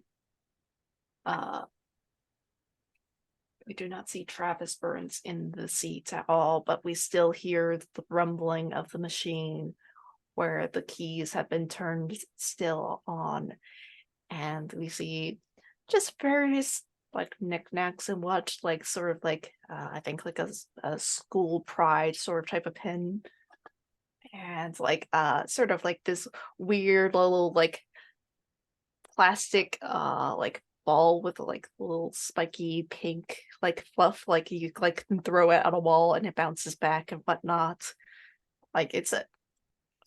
It's very cute, cheap plastic stuff on it. Something Travis's girlfriend would get him. So nice. Mike and Hank, continue your scene, however you'd like to continue it. I will remind you both that you do have the Shadows Grow Deep mark. So as that crown is mentioned, just as for everyone's attention. Hereafter, during a vulnerable move that you initiate or participate in, you must also narrate how something eerie and otherworldly subtly reveals itself in the scene. So just making sure that we're all aware of that. Mm-hmm. Yeah, I think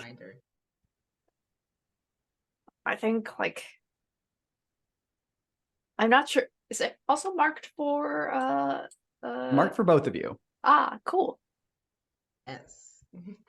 I think as Mike has having this conversation, he just sort of trails off as he's looking around, and every so often he meets the eyes of one of the effectively the chaperones here of because they keep on looking at him as though they're listening in, as though they can hear his own thoughts. I think as we are talking, and as we're talking, Rodrick is trying to find something to do with his hands, and he's like, "Hey man, I got all this first aid shit.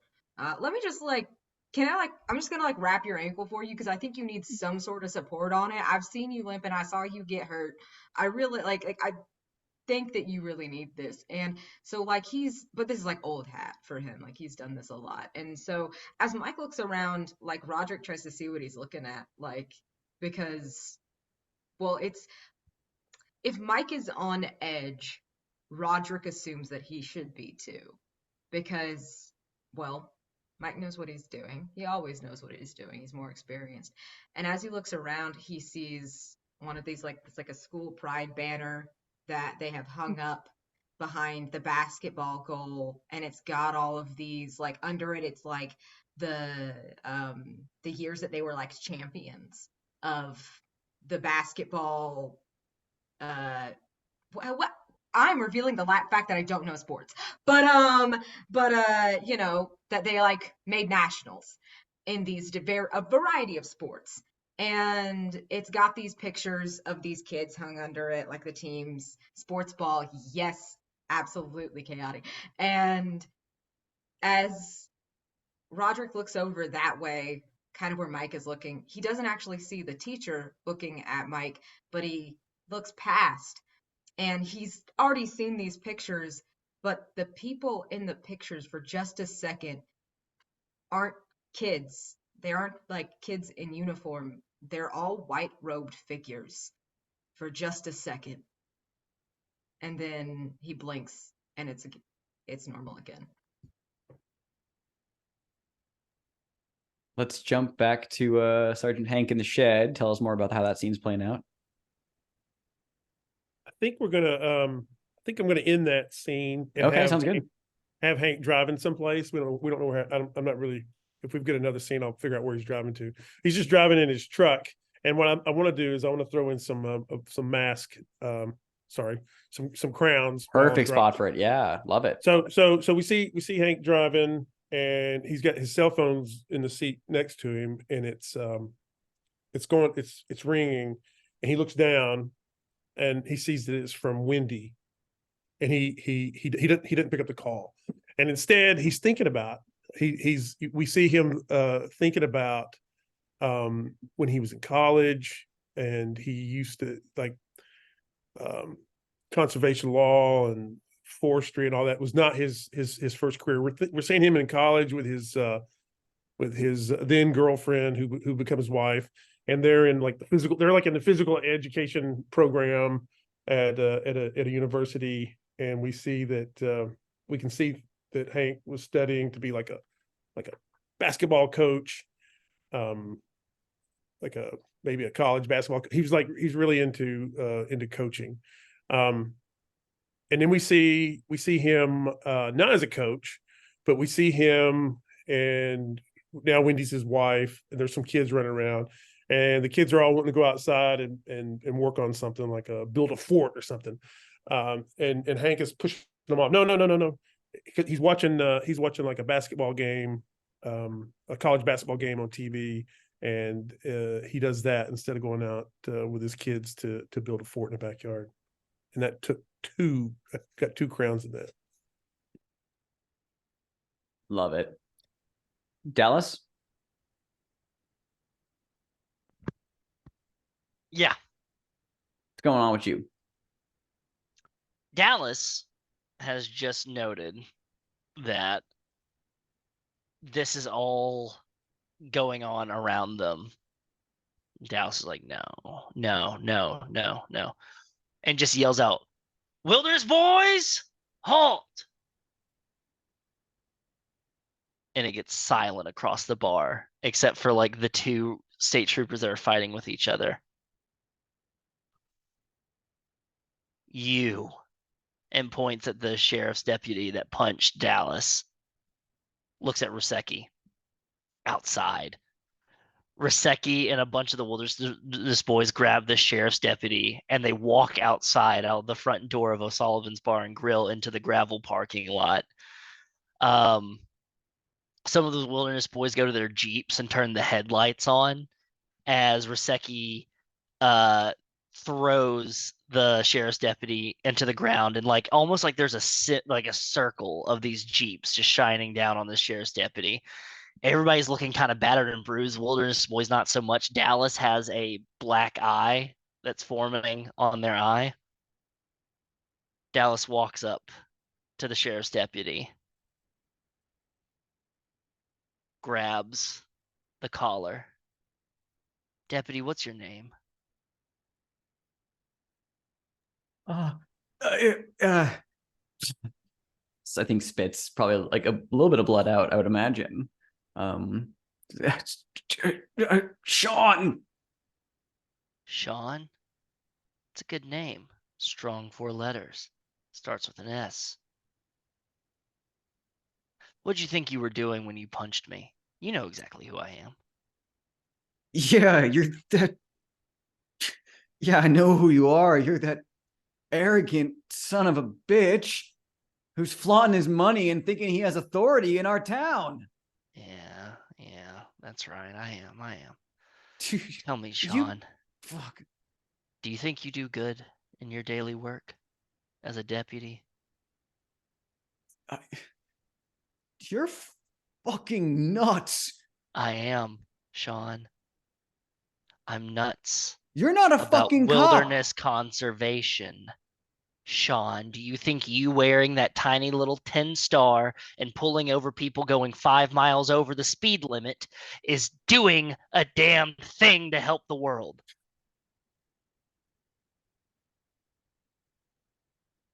I think Sean's like just kind of like staring at you, kind of like speechless. How much do they pay you at the sheriff's department? Annually, not month to month. He gives a pathetically low number. Do you have benefits? Dental? Oh, dental. Well, how about this, Sean? Starting annual salary, $80,000 a year. If you stick in with the first 3 months, then it bumps up to $120,000 annually. Doctor, dental, eyes, pet insurance, 401k, stock options. How does that sound, Sean? Wait, fuck, I'm confused. Are you offering me a job after You had the cojones to lay a hand on Dallas Bartmoss, and that takes a lot of stones, Sean. And the wilderness boys need stones. And we just lost a Sean. He's on vacation right now and his wife's pregnant. And he's going to be out because we not only give maternity leave, but we provide paternity leave as well. So what do you say? You have it in you to be a wilderness boy? Sean?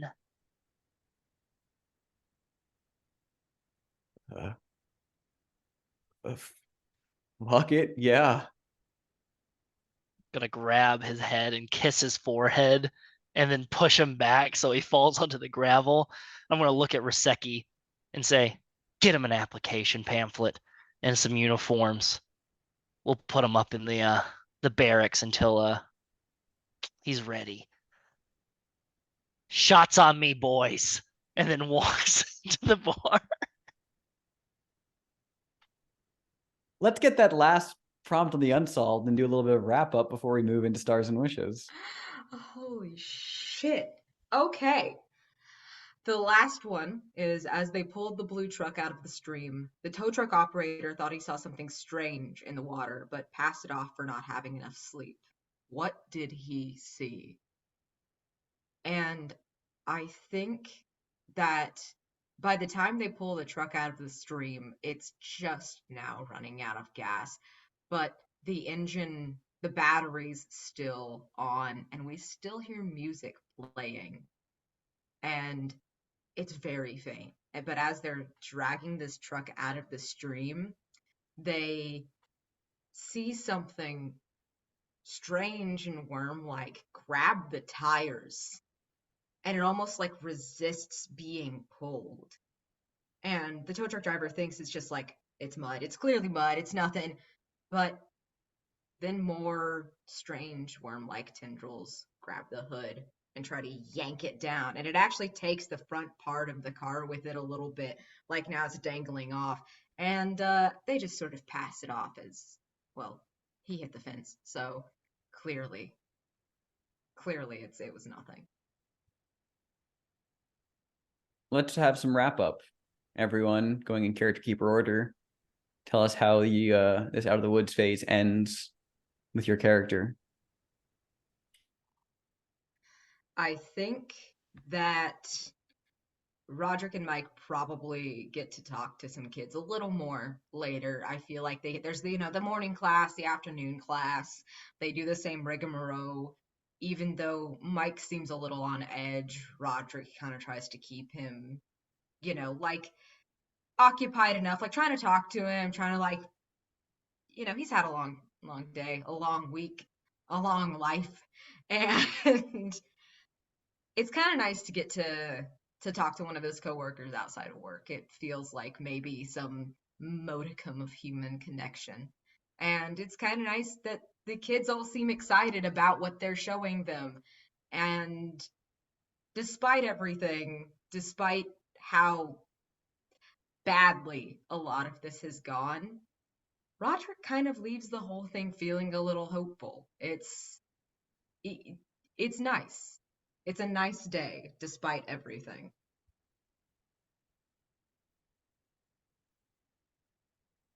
I will note that the vulnerable move does have an additional option Yes, because it does.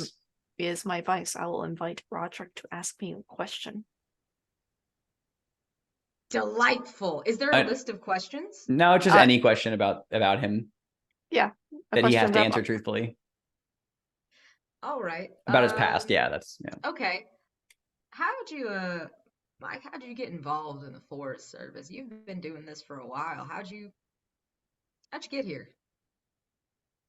Oh. It's a bit of a long story. Well, nah, truthfully, probably not an actual long story. I'm here for it, even if it is. I'm nosy as hell. Yeah. Had a few bad breakups. Just need to like get away. Really didn't have much of any family to speak of.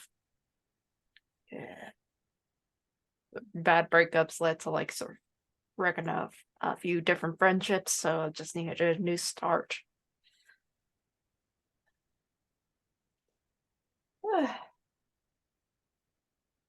But yeah, honestly, I think like the woods is really one of the few places I actually belong in. Yeah, like I like animals. I like helping people. I'm a bit hardier than most people give me credit for, but I think like if I wasn't here on the team, like I think like things would be a lot worse because well, fuck. Sergeant Hank is retiring, and we just leave you with Dallas. Oh no, I'm gonna be real with you. If you weren't here, I'd be fucked. I mean, no, you're real impressive, Mike. It's I'm glad you're here, even if it sounds like it wasn't a great sort of journey here. I'm glad you're here. Don't retire on me too soon. Don't follow Hank. I know he's talking to everyone about fucking Pensacola, but yeah, I know what Ernie has been saying about me, and no, I'm not going to be fucking retiring. Like I don't care. My eyes just look like this. Listen, I just had to get that out there. I don't ever know if Ernie's telling the goddamn truth. He was telling me about some gorilla the other day. So, listen, I just had to get that out there because please don't, I cannot do this by myself. I don't even know I don't even know how to like tell snakes apart yet. I'm still working on that. I need your ass over here. pretty good.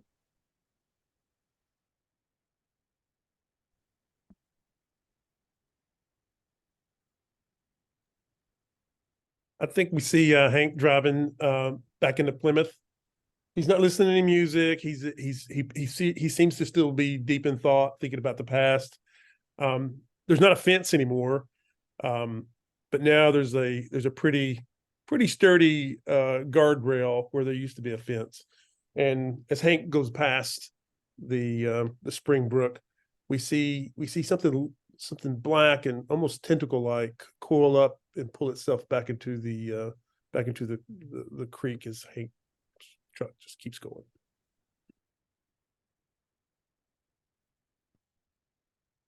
Dallas Bartmoss sachets back into O'Sullivan's looking at like broken beer bottles and just like broken tables and chairs and everything. The Wilderness Boys start coming in. The two state troopers are like setting back the table up and everything where they were. Dallas sits down at the bar, looks at the bartender. You have PayPal, Venmo, Zelle, anything like that? Yeah, I got Zell. How much do you think this is going to cost to fix all of this? Looks around. Looks at you in the eye and says, We all know you're good for it, Mr. Bartmoss. Just I'll invoice you. Invoice, and then be sure to throw a little bit extra in there for your parking lot. The gravel out there, it's rough on tires. Might want to get an asphalt one here soon. I know a guy that does eco asphalt that is repurposed. It's very clean for the environment. Won't make everything smell bad. Can I get a shot, please? Coming right up, sir. Thank you. And then just opens the phone and looks at the video of when Dallas was looking at Mike and kind of shaking him and being like, what did you see? How did it feel? And it just pauses on that look in Mike's face when he's saying, they're going to try to bring me back, and goes, interesting. Very interesting. And we zoom out, pan back from O'Sullivan's, and cut to black, roll credits on Bob Marley's Buffalo Soldier. Very good. Let's do end of session, then go into Stars and Wishes. So let's answer those questions. Everyone gets a point of experience because you all resolved a rescue. Let's start with Rodrick here. Did you talk about one of your many certifications? No. Okay. I don't believe I did. Did you share your career goals? I don't think I did. No, I don't think I did. Okay. And did you experience an echo in time? I tried to do one. To explain? With the school banner, I tried to like echo the little school keychain. I will take that. Okay. I will take that. That is it. Sick. That it counts. All right. There you go. There you go. Yay! I You did figured it. out echoes in time. Good job. Mike, did you primarily talk in single word phrases? I would say at the start of Yeah. like dealing with the I'll give you the majority. That was the majority of the session anyway. I'll give it to you. Mhm. Did you reluctantly describe something odd you've seen? I let Dallas Bartmoss explain the not deer during that scene, so like I would say so. Yeah. And did you experience an echo in time? I would say not. Okay. That's ill. There you go. So you got 3. So yeah, I think you advanced as well. Hell yeah. Yeah, I'm Fuck picking yeah. up an additional And move. Rodrick is advanced as well. Hell yeah, Roddy. Hank, did you admit that you're in over your head? Did you With remind Ernie, the yes. Yep, I saw it. Ernie. Yep. Did you remind the others that the good old days were better? I don't know if Ernie counts as the others. Probably not. I don't know. I just said things were a lot better with when Henderson was in charge. I'll also give it to you. I like that. And did you experience an echo in time? I tried a couple. Yeah.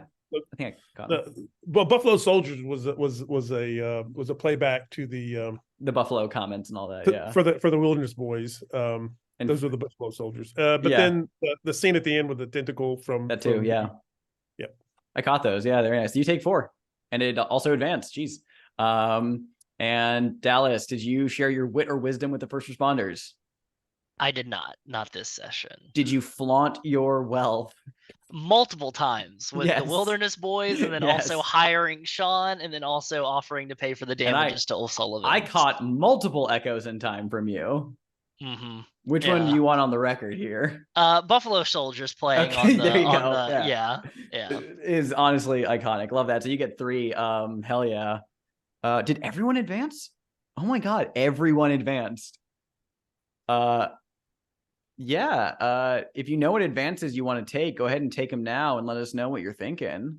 But if you need some time to decide, that's fine. I'm unlocking 2 more boxes for state of the art everything. Hell yeah. Because I just love that move and I want them. I Yeah. want them now. Hell yeah. You get 2 more. Love that. I laid the groundwork to unlock my X as an Yes, you additional. did. You can tell us more about your X next time when it comes into play. Fantastic. B and Chaotic, you two thinking anything specifically yet? Yeah, I'm because of how Dallas Bartmoss handled things this session, I think this certified me on picking up Armed and Dangerous. Yeah, tell us about that move. You are authorized to have access to larger firearms than just your service revolver. Choose one of the following. And I picked a high-powered hunting rifle with a scope. Oh, And it's shit. never marked as an advantage when firing at far targets. Sick. Yeah, so I think with like how I'm built, Wow. I'm just rock solid. So like I can wrestle Dallas Bartmoss if need be, but if You know like what we I'm should give the soldier with the ranger with the faraway look and on the on edge? Let's just give him a gun. Let's give him a bigger gun. And A really good gun. yeah. Can't wait to see B, Dallas do Bartmoss you have going on a thoughts? run. Oh, that's Mike's new stress reliever, is watching Dallas through the scope. No, And this campaign could get really dark, and Mike's stress reliever becomes hunting the most dangerous game.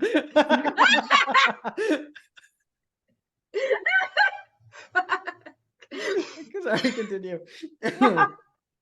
I think falling off the cliff almost, like I'm picking ropes and D rings, which is being certified as a rock and climbing guide, because I realized my skills were lacking. And so instead of doing normal people things on the weekend, that's what I went and did. Love that. Amazing. Awesome. Well, let's do stars and wishes. Whoever wants to go first, take it away. Stars Okay, to yes, go. all of you. Alex, wonderful NPC playing. Rybitski was great. Bartender was great. Ernie's great. I love Ernie so much. The voice is perfect for Ernie. B and Chaotic, y'all's vulnerable move scene was great. Just love y'all being at a career fair for the kids. And one of you knowing everything about wilderness survival, and the other one's like, I'm really good at making splints. If you ask me gauze related questions, I've got you. It was cute, which is a good cute. But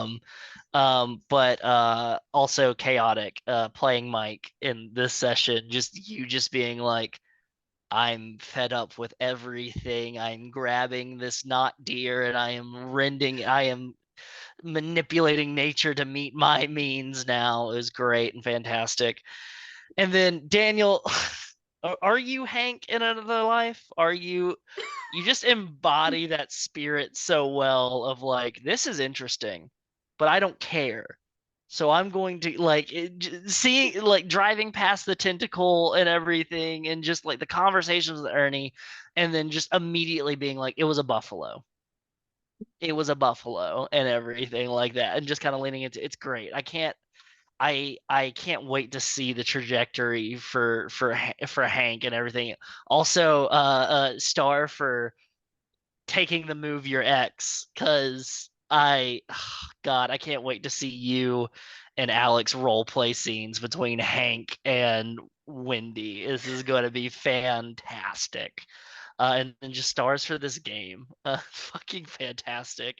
Wishes. I just, I just hope that we can really save White Mountain and just make it a place for everybody. Oh my god. Stars for Wes, this whole session. I mean, your glittery background fab. The fucking Wilderness Boys delights me. Absolutely. That was such a power move. And Dallas, you're really good at like doing this thing where they seem menacing and then they're actually doing something nice, or vice versa. Like the duality of this character just delights me. Delicious. Chaotic. That thing you said with Mike with at the doors intrigues me. Fascinating. What is your backstory? I'm so in. I'm so here. What is going on? It you absolutely sprinkle in this stuff where I want to know more, like about this very cagey, delightful man. Daniel, I love Hank. The way you set up all of his different moves so naturally in play is just masterful. I'm going to echo what Wes said. I can't wait to see the X move. Like, I've been hoping you'd do that this entire time, ever since I saw that on the playbook. Oh my god. Oh, delightful. And Alex, I love your NPCs. The chant though was so good. I wasn't even expecting you to like put in what sounds like Latin, but probably isn't. That absolutely delicious, beautiful scene painting. Just, I love this game. You're all fabulous. My only wish is I'm just excited to see more of the mountain stuff because I am absolutely a hoe for how spooky this is. It's so freaky. Yeah, like I know like a few times off recording, like it's just like, oh my god, what the fuck is Dallas Bartmoss? I was so sure like Wes and Alex like planned that out. No, it just came up. It was just amazing. I I love it. Like be like you think like it has like this like intense cagey past. Like no, he's just kind of sad. Like he had like it's like the forest. As much as it haunts him, it makes him happy. And like I'm looking forward to like getting through like some of his flashback, like his crowns and whatnot, because like I like genuinely like this is like his dream job, and and I just love like how Ernie was like, oh no, Mike is ready to retire, and I'm like, no, he's not. Absolutely, he will die doing this job. Like that's um. And I love the parallels between Hank and Mike of like just like Hank has issues with his ex, Mike has issues with his exes. Just like that's like it's just like, is Mike just gonna become Hank one day? Maybe. uh Also like the sort of comments of like how the benefactor is kind of like the explorer. Like I I see like some like echoes of playbooks. Like I see like the technically speaking, this is probably a weird one, but the ranger as the factotum, like as sort of like a very support heavy role, having like a lot of the equipment ready at hand and ready to go in at the action, but not wanting to be the direct attention of it all. So like it's a very interesting take on sort of that idea. So like I'm very excited to like see. I want a confrontation between Mike and Dallas because we need to talk about that. What the fuck? You brought in assault weapons? My god. The night is dark and full of terrors. Dallas watched every single episode of Game of Thrones and took that to heart. God, I may have to like file a report with embargo. Like that. We need Please embargo. do. That is your right as an employee of the U.S. Forest Services. Please do. See how bureaucracy works for you, Mike Hestors. yeah. Like, does embargo know about the force? These guys? God, so many questions. I'm in over my head. I got so many stars at the top here with Dallas, Echo Asphalt, Eco Asphalt. Strange readings are coming in from your area. Good, you know, just some of that pure gold for Dallas, and that's a go for Mountain Boys. Everybody's already said Mountain Boys. Okay, for Chaotic, I love when you leaned forward to when Mike leaned forward to Roddy and said, "You didn't hear this from me." Like that. we're getting some gossip from Mike. You're the creature that was drooling on you in the flashback was really creepy. And my all-time favorite was when Alex was describing the dead moose, the look on your face.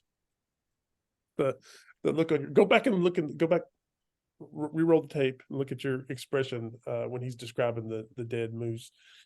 For B, I can so see Roddy as a young pool lifeguard, like 17, 18 years old is his job working at the pool. Your quote, my takeaway quote from you was "Go around the fucking moose." I like that one. That was a good one. And then for Alex, he wills the world to war. And just a big star for just having to deal with the Wilderness Boys, right? Because it's like a total game changer for a keeper to have those guys dropped on you, and just the whole wrapping up the fallen photographer, the big star Alex for that. That was a fun wrap up. My wish, gosh, I don't know which rescue's next. Any of them would be, yeah. We're at the point now where any of them's just going to be super weird at this point. Yeah, obviously we've already echoed a lot about the Wilderness Boys, but I fucking was stoked that they came out today. I was not planning for that. I did the little like the ear thing because I was just like, oh, it's a fun little detail just to throw in. But like when you actually incorporated them, I was over the moon. That and everything I wanted and more. I love that. I starred Rybitski being Stephen Lang because I'm a big Stephen Lang fan, and I love the fact that it's now just Stephen Lang in our cast of this show. That was fantastic. I really enjoyed getting to see the Shed and Hank and Ernie, but also especially just the Hank just being like, no, that's not weird. Here's something weird. Like, let me tell you about, just Hank has an eccentricism to him that only really comes out when he's not off the job, but kind of off the immediate like concern of a priority. He's just like, I'm now just gonna be this eccentric old guy, which I don't know. I just like that. It's fun. Chaotic. I get big Mike was a weird kid kind of vibes. Like when he was young, he was maybe a little bit more awkward and like one of those like loner, one of those kids who was like, if you try to like strike up a friendship with, he'd be like, yeah. So did you know? And gives you like some weird fact that you just go, cool. Okay, I'm gonna be over here now. I don't know why, but that's just the vibe. Especially when you like leaned into being like, now you didn't hear it from me, was very much just giving me vibes of like, oh, Mike's just kind of awkward and sad, but like he's not creepy. He's just a little awkward and a little sad, and he has a lot of depth to him because he really loves his job, but it's also the source of his greatest terrors. It's going into a wish with that. It's that it's like it really makes me excited to see how things are going to plan out from his perspective with facing off things that he might view as like threats to his happiness and all that, and things he loves about the woods. So that's very exciting. I couldn't skip the opportunity to have them do their scene at the elementary school kindergarten meeting because that was just too good, and I really loved how you guys played in with the demonstrations. That was a lot of fun. God, I just loved so much. And the out of wood scenes, like with Dallas especially, fucked up, and I loved it, and I think that was a good juxtaposition to everything else, but also just like while still maintaining the inherent absurdity of Dallas, like of the comedy that we got to lean into, but it's also quite menacing and very sinister. So that was great. Wishes. Oh god, I can't wait to see these new moves in action. I'm really looking forward to unlocking not just the next layer of the campaign, but I'm excited to see how the phenomena continue to pop up now that we're getting into our third rescue. I want to see where it goes. We're setting some tones, and it's like it can't always just be an escalation. And I feel like we have a really good kind of like lows and highs, like balancing the kind of tone and vibe that's going on here. So it's going to be exciting. Any other stars or wishes? No? God, God, I can't believe you just called me out like that as being the weird kid. I'm like, God. I get big weird kid vibes from Mike. I mean, it's true. This is just all my characters. All my characters grew up the weird kid. That I love it. Before we go,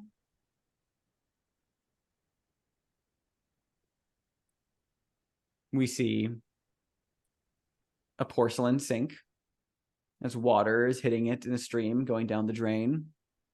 A Gillette razor kind of splashes in the water, and we see Paul Foster in his apartment in Albany, New York, looking in the mirror, just shaving, running the razor over his skin. It's been a few weeks since his affair, so it's he's recovered a little bit, but there's still that kind of haggardness in his eyes. But as he's shaving, just kind of looking in the mirror, we see the reflection begins to distort slightly.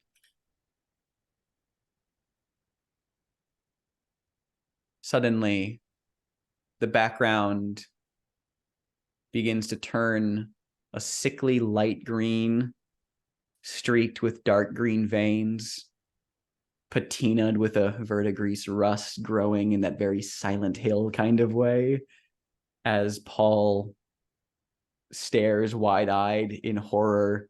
He drops the razor with a shaking hand and spins around, and the bathroom is completely normal. He looks back in the reflection and just sees his own face, the normal appearance in the reflection behind him. He shuts off the faucet and just stares into the mirror. I will see you all next time.